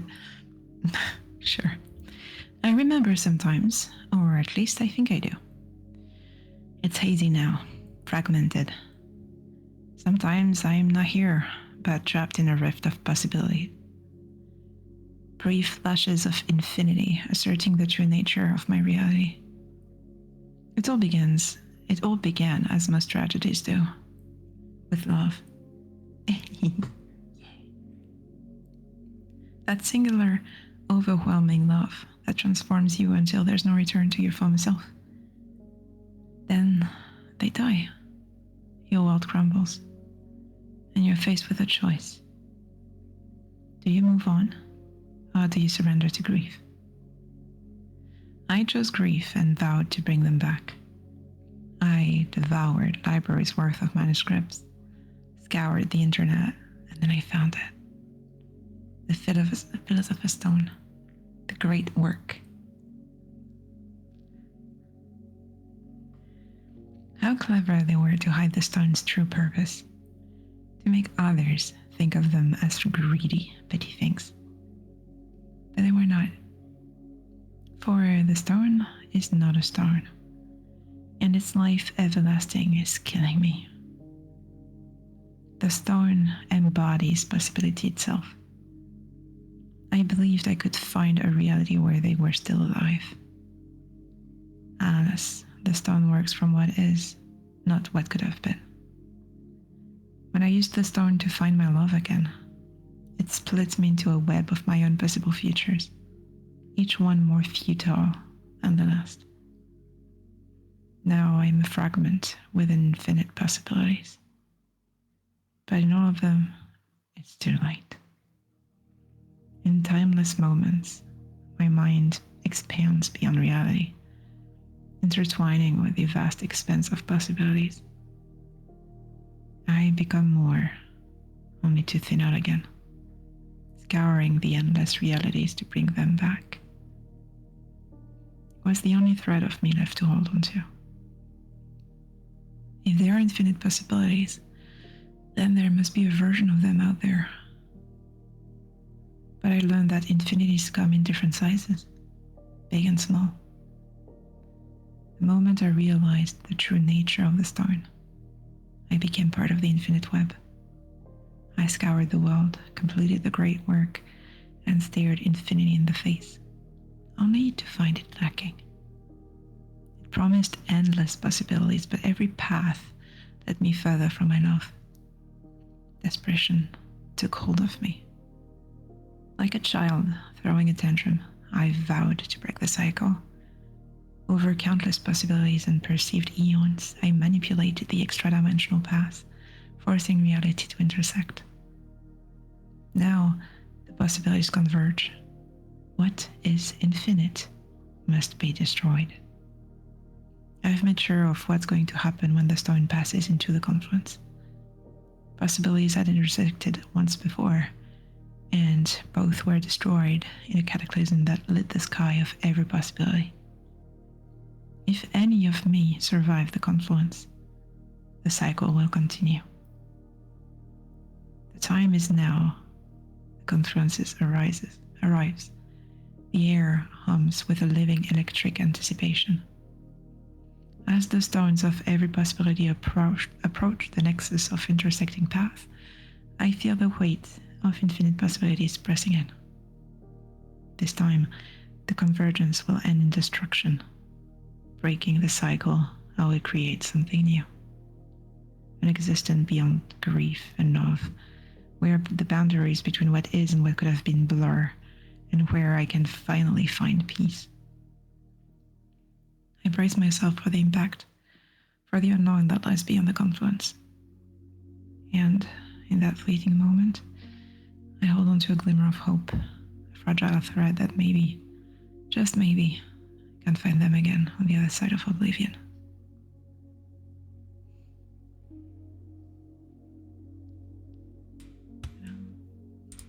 incredibly soothing. So Annie redeemed some stuff, and they said it was a joke, but I'm not so sure. He said, Sue, are you not going to do the redeems? What redeems? Humming and praise. She really does, right? Can't. Wait. Oh, thank you. But I don't see the redeems. Oh, so I had no. They would be. The reason I bring it up too is because it's one I would love to hear from you as well. But humming and praise. To Annie? Well, Or to you? You could do both if you were so inclined, but you absolutely don't have to. Doesn't matter. Doesn't matter.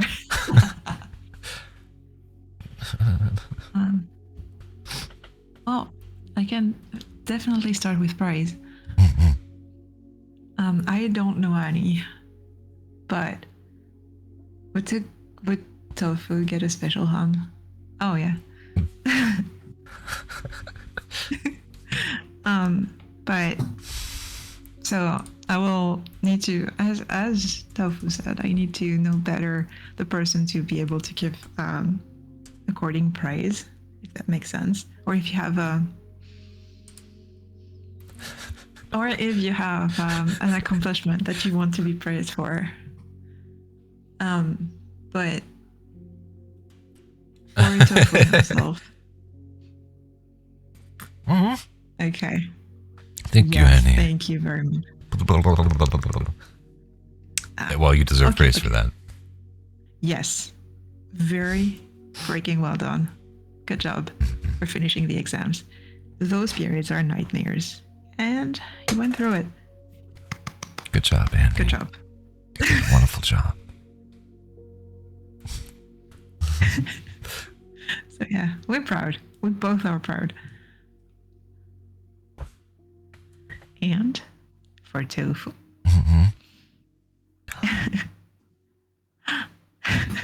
You're amazing. You're simply amazing. You're a treasure to know. You're a treasure to live alongside with. You make me so happy. And you make my life so much better by existing only. I'm excessively proud of you. And I believe I tell you that every day. I'm not about to stop.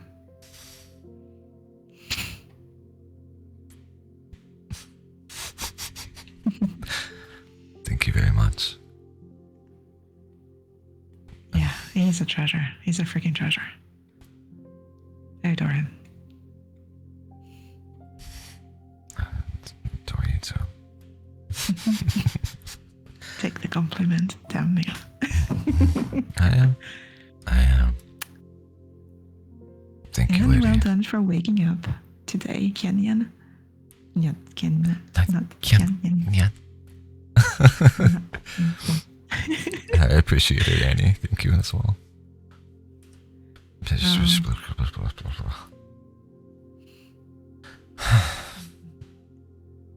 I mean every single word. You know that, right? Absolutely know it.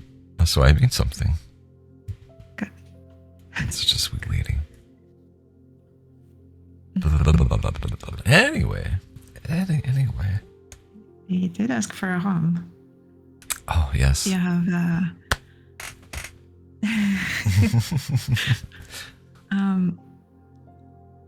Okay. I just have the lo-fi in my ears that I can base myself off of, but also I could use a song maybe if you preferred. What do you wish to do, lady? That's the question. What means something to you? You. Well, the easiest will be like humming along the music that goes in my ears because I mean, do you want to sing just for me? Is that what you want? I will. But that's going to be outside of stream. It's going to be what? Outside of stream. Well, then do as you wish. Please.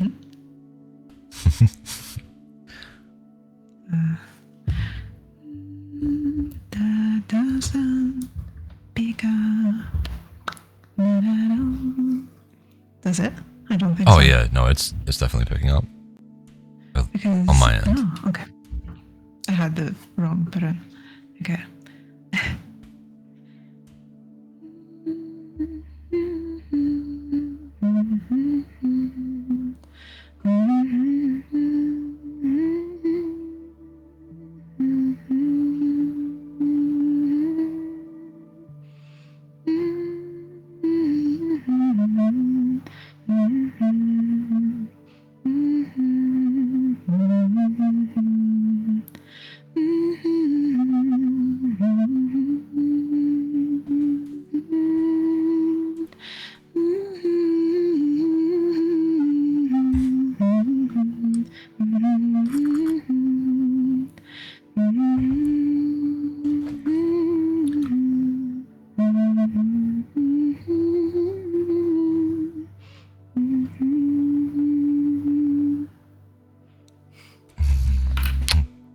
Beautiful.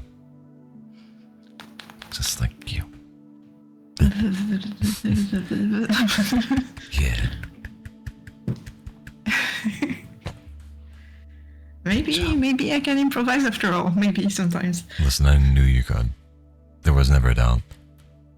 But I need a backup. I need something. It does I help. can't create that from zero. Well, yeah, you can. I know you can. I think all you would really need to do is just go and make something like make something surrounding it. I have all the faith in the world in you. I know you can. And we'll do it together. Okay? Okay. Yeah. Yeah. Yeah. That was so nice. Had kind of a Zelda vibe. Indeed. She is Thank you. talented. For now I did. I have to I don't know. It's something I know I would absolutely suck at, Annie. So for now, it is it's written down, but it's not completely dropped. Oh, it would just be one of those things where I'd have to think of something, think of a truth, and then think of a lie. And also I don't know. I don't like to. I know it's not anything that comes with consequence, but I don't like mislead or things like that. If possible. I know it's an incredibly insignificant way that leaves no impact, but it's not really me. It's a good idea though. I can see how it could be entertaining. Yeah, it's fair. I know. It's a game. But also just struggling to come up with something on the fly. Not great. Not Agreed. great. It's the tisms. I don't know. That's Agreed. probably doesn't play into it. I think so. I think it does. Mm. It's really hard for me too. Okay. Well, Yes, it is. It really is. I have I can give you a truth in a second, but come up with something that is not. It's I don't. I have green eyes. Exactly. I'm reminded of a meme that you sent me. Which one? Whereas autistic couples are so cute. I remember it. Okay.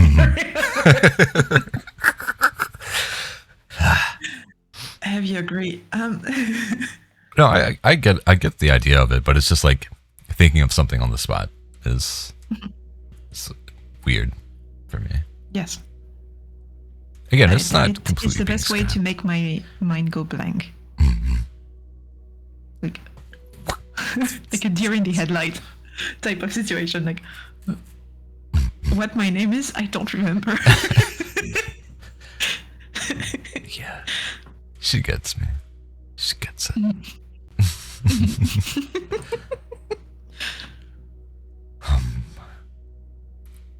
Yum. Cute. I did find a story that has the word mage in it, and that's pretty cool. So whenever it gets time to read, I will read that. You guys seem good at improv commentary. But that's the magic of it. It's not improv commentary. It's what we think. We're It's just literally what we think. It's just hanging out with each other. yeah. It's just us. It's just how we are. So that's why it's so easy for us. It's just us. So we will come up with jokes because that's the first thing that comes to mind. It's not like active entertaining. It's not like we figure out what to say, how to say it, or It's just nice seeing her smile. That's it. That's what it boils down to, I guess, for me. for me too. Oh my God. What? What, mate? I think we are maybe a little bit too sweet. Maybe we are giving diabetes to people. Okay. Yeah, it was bound to happen. We'll scale it back. I was bound to happen. Huh? So we'll scale it back. No, they didn't complain, did they? Thank you very much for the follow, Annie. I appreciate it. Yay. No, I don't think it's a problem. And also, scaling it back seems daunting. Agreed. That's great. See? They like it. Okay. Well, they don't seem to dislike it. Let's do that right. Well, it's only one stream during the week anyway, so it's fine, I guess. I don't get IRL sweetness like this most of the time. Mm-hmm. I believe that everyone deserves that. Mm-hmm. And I think one of the goal of us streaming together is also to make people enjoy it too, in a way. It's like that. Yeah, because with the channel that we wanted to create, it's like to share stories and feel good things and just a moment to just relax and just Kind of rolls let into the it. worries. I think it's in the same vibe. We want just to make people feel better in general. That's fair. I'm with you. Oh. Same page. So yeah, Annie, if we can get a little bit of it, even if it's like by just being around, like passively being around us. I mean, let's go. Let's fucking go. Yeah. Yeah. Look at you. Baby. Boo, baby. Jesus. Yes, I did the finger guns. Yes, you did.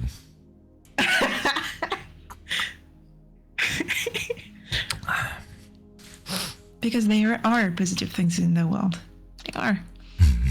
Even if it doesn't feel like it sometimes, most of the time. Yeah. I'm gonna read. Of course, man. Yes. Yeah, go on. This I'll is get called one. Infinity Mage. Oh, book? Yeah, now you know I'm reading.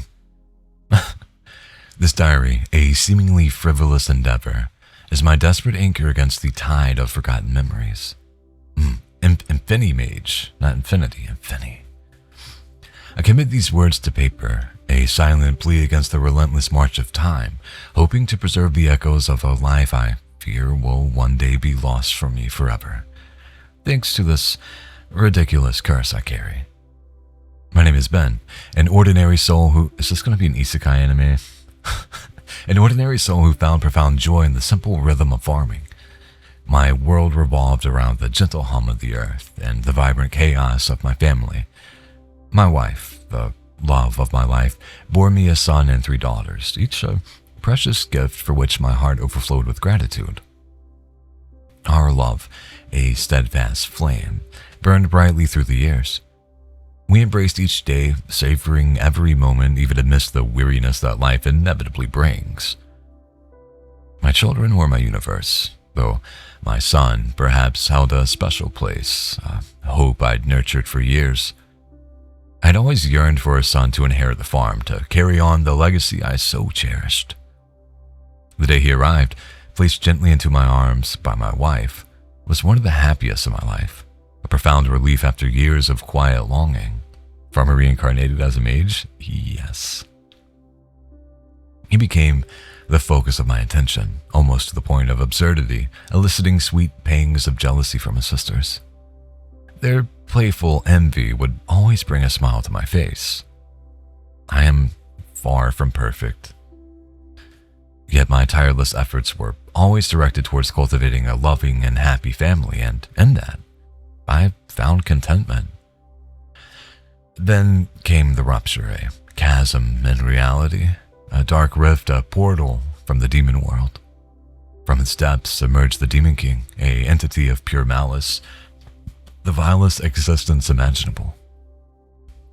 Initially, we were spared, our quiet farm far removed from the direct path of the invasion. Whew. But the true horror arrived with the awakened. On the very day the Dark Rift appeared, these individuals, touched by the abnormal energy emanating from it, were born.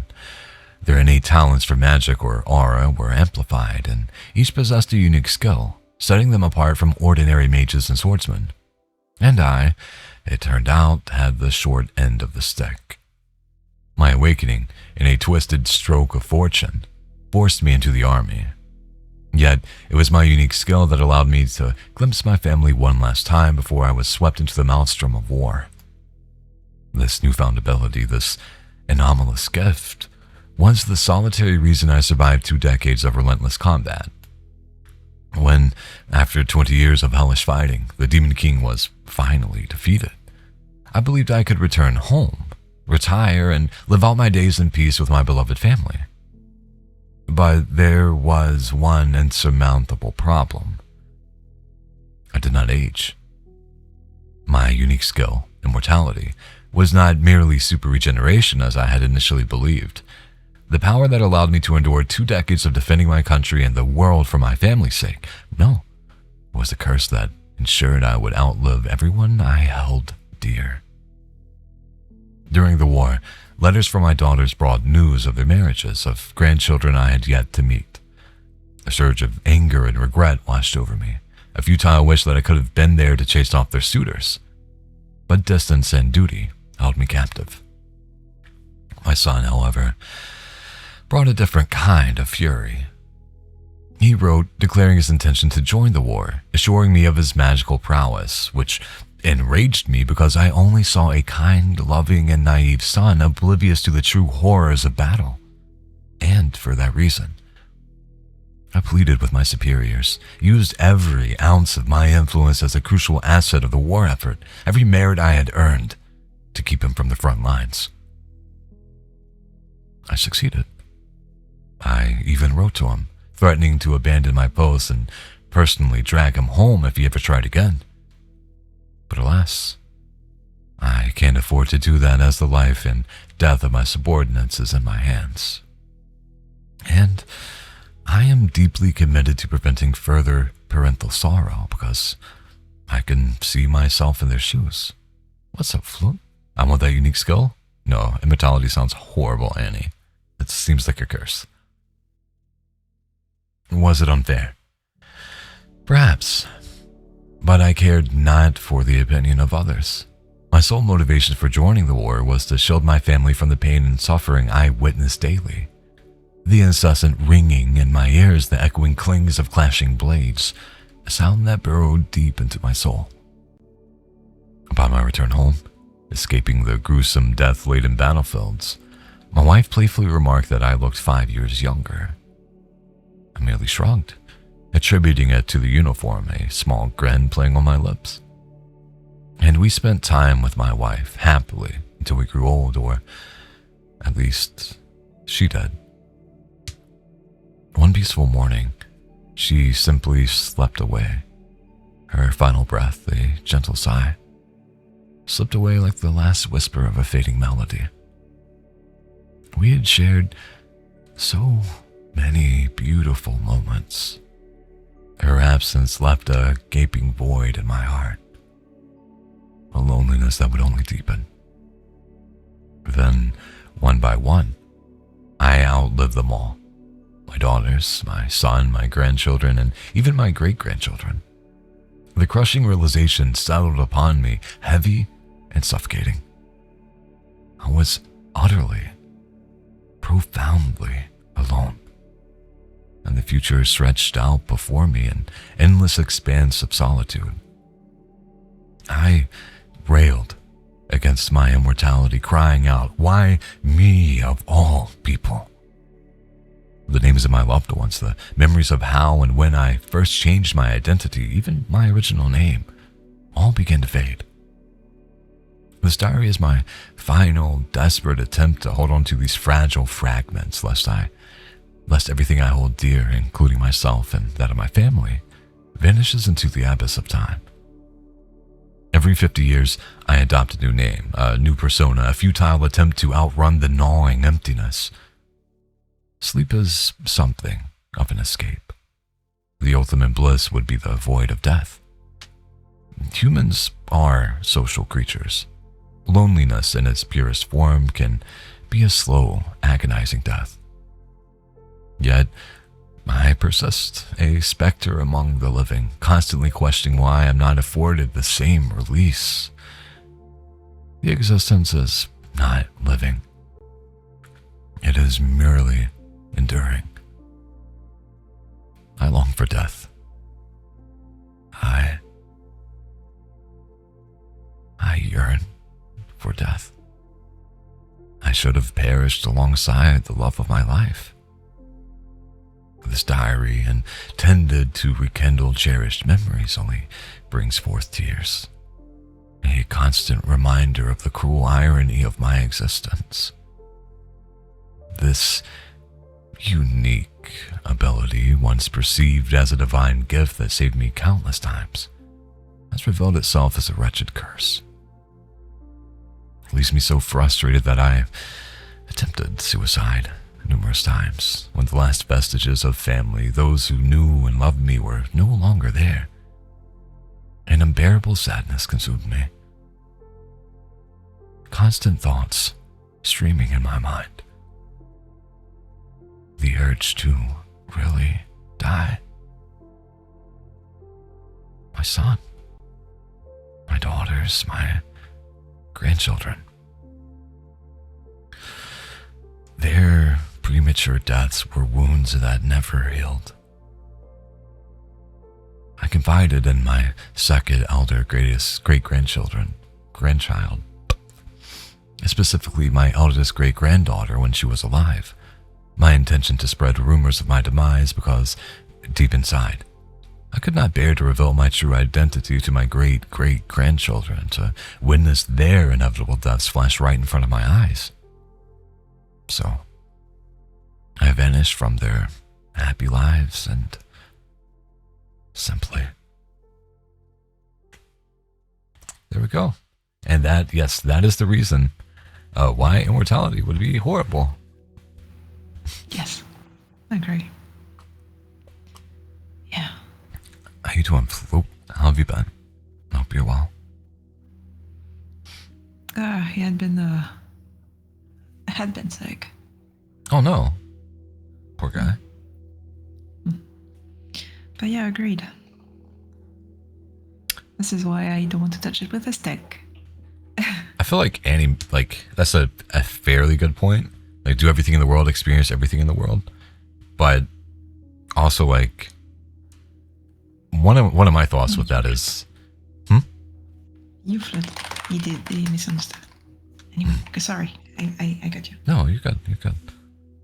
Like, in order to do anything that you want to experience, you have to have money. And I feel like most of us kind of get caught up with being content with the jobs we have. So I feel like getting stuck in that routine, a truly endless routine, would be, pretty possible. But not really, because you don't account for progression. You don't account for. What I mean is, like, getting the capital to go travel and do these. Time. Yeah, but I don't know. Eventually, if you live forever and you don't have health problem, honestly, you get better at what you do, at your trade, and you get better, you earn more, and then in the end you get filthy rich, because over time it goes on. I would hate it absolutely. Me Also, too. Me too. Yahoy. Welcome in, little prince. I hope you're doing well. It's nice to see you. Rio. Work for a couple of decades, take a couple decade break. Listen, maybe it's just a me issue, Danger. I am horrible with money, and I would have to work constantly. Do you have a Deep Rock Galactic? Yeah, it's the Ayo? game. Nice. Oh, I'm so happy you had this, but no, I don't have it. I don't have it. But if you die in the natural order of things, if you die before your loved ones because you're older than them, that makes sense, right? You won't lose them. But if you outlive them, then what are you doing? How? And eventually you're gonna run out of things to do. I feel like there would be like that moment where you would question like, what's the point of anything anymore? Oh yes, definitely. And but also the world is like always changing and evolving, so you have always new things to do. valid. I would hate it. Yes, agreed. That would also be fun. What? Fun to what? I think like experience, see the world change. Ah, yes. No, the boredom, no, it's no fun. Yeah.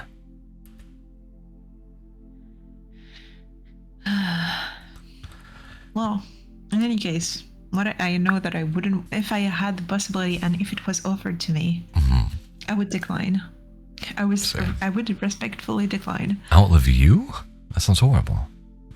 Yeah. Yeah. Yeah, it does. So.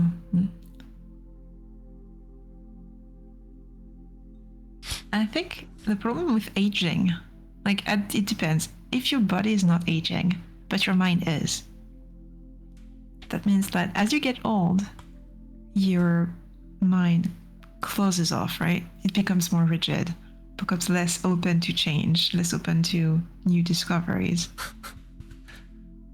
So. What's up with this VR? Everything's VR nowadays. Back in my day, we used our eyes. We used to think back in the day. Yahoy. Welcome in, Haley. Welcome in. Thank you, Kuma. I'm happy you enjoy it.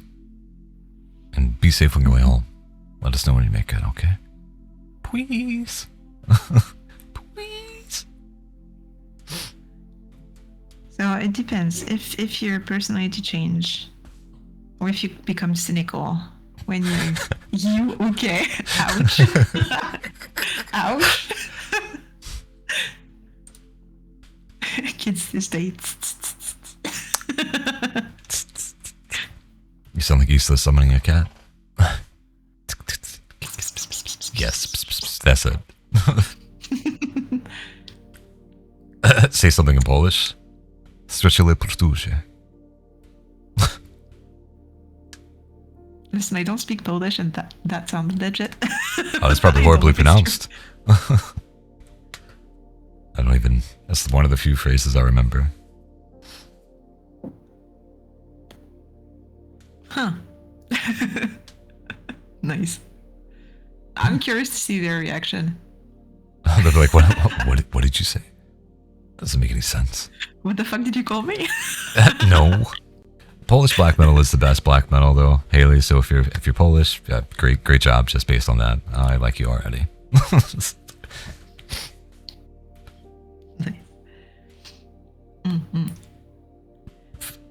What do you mean? Just making sounds over there.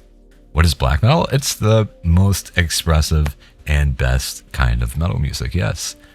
Nowadays, modern black metal, specifically Polish black metal bands, like their first album, Adaraza.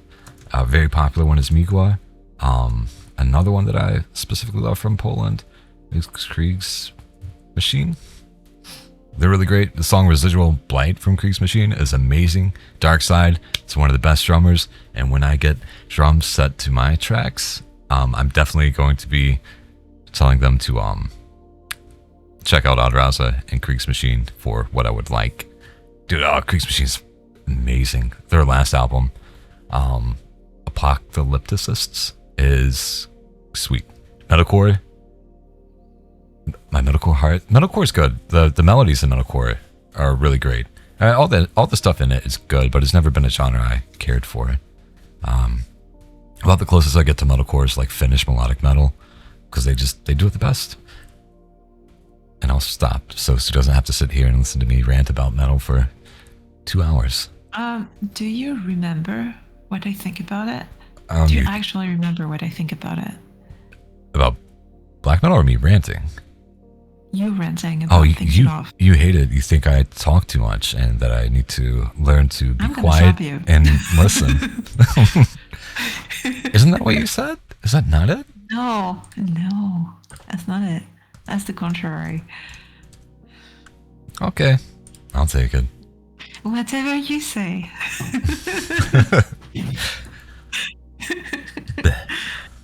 But I didn't even know about Creeks Machine before. Oh, dude, they're great. They are absolutely great. Love them. Do you think I could like it? I'll show you the song afterwards if you want. Specifically Residual Blight, because just the drum.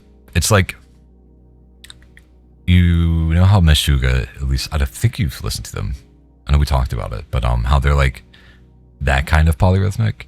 It's a little bit different than like the gent sort of polyrhythms. Pretty sure everything like guitar wise for Creeks Machine is like in a standard time signature, or like fairly standard. But how the drums work makes it feel like it's moving and really brings things to life. Because the riffs, like the writing in the music is good. It's solid writing, very atmospheric and stuff. But the drums really just kind of breathe life into things, and it's very, very cool. I think it's the same people from Equa, but still different. I think for me the struggle comes from the fact that I don't understand drums, in the sense of.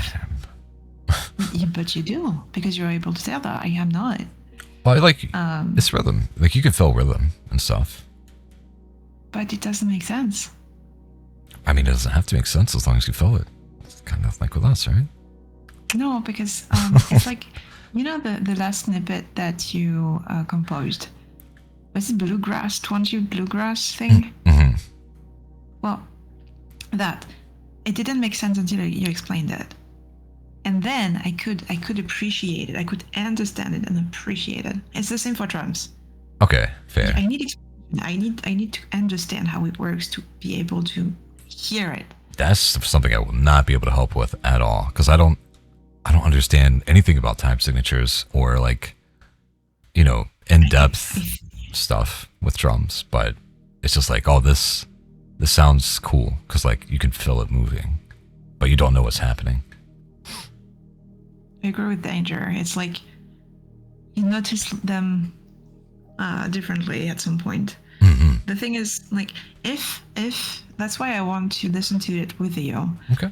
It's because you can explain what you feel and how you feel it, and say, at this stage you have the transition, and then I'm able to spot it because I've seen it once. That's very much the tism for me. Hey, fair enough. So I need explanation. I need take me by the hand, explain shit, and then I'll be able to understand. It's literally just gonna be me getting pumped up and like pointing like an excited child, and it's moving, it's moving. That's what I want. Okay, all right. Well, happily with you. Yay. Let's fucking go. Mm-hmm.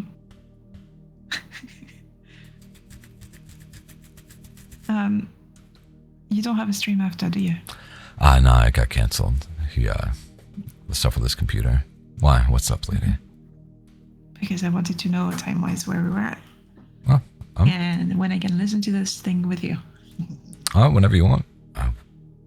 It's been we've streamed for 2 hours and 15 minutes, so.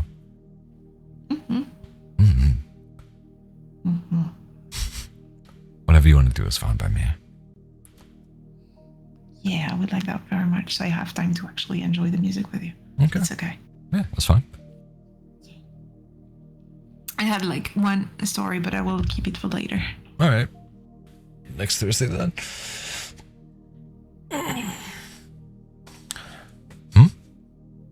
Yeah. Okay, I'll deafen and say my goodbyes. Okay. Okay. Do you want to say anything before? It's gonna be over. Yes. I will end quicker than you do. I'm just gonna say thank you for stopping by. Thank you very much. Goodbye, people. See you next week on Tofu's channel, and bye. And you're gonna see me beginning of next week again. So, bye, people. Okay. That was lovely. That was fun. Yeah, so you see Sue in the chat as a mod often, and now you've gotten to meet them. She's a very lovely person. A very, very close friend. As is Eloise and Ayumi, and even Isla that pops in here sometimes. Wonderful, wonderful people. But yeah, thank you guys very much for being here and for hanging out. And I will, what's today? Thursday? I'll see you tomorrow morning at 9 a.m. For reading. Our normal stuff. Doing reading, triggers, and just chatting with each other. Yeah. Oh, thank you, Kuma. That's so sweet. Ooh. EST. 9 a.m. EST. So you'll have to do the math, crunch the math yourself, and that's when you can expect me. It's always going to be around that time, give or take an hour. It just depends on what I have going on and how behind I am schedule. Okay. Guys, take care. And again, thank you so much. Bye-bye.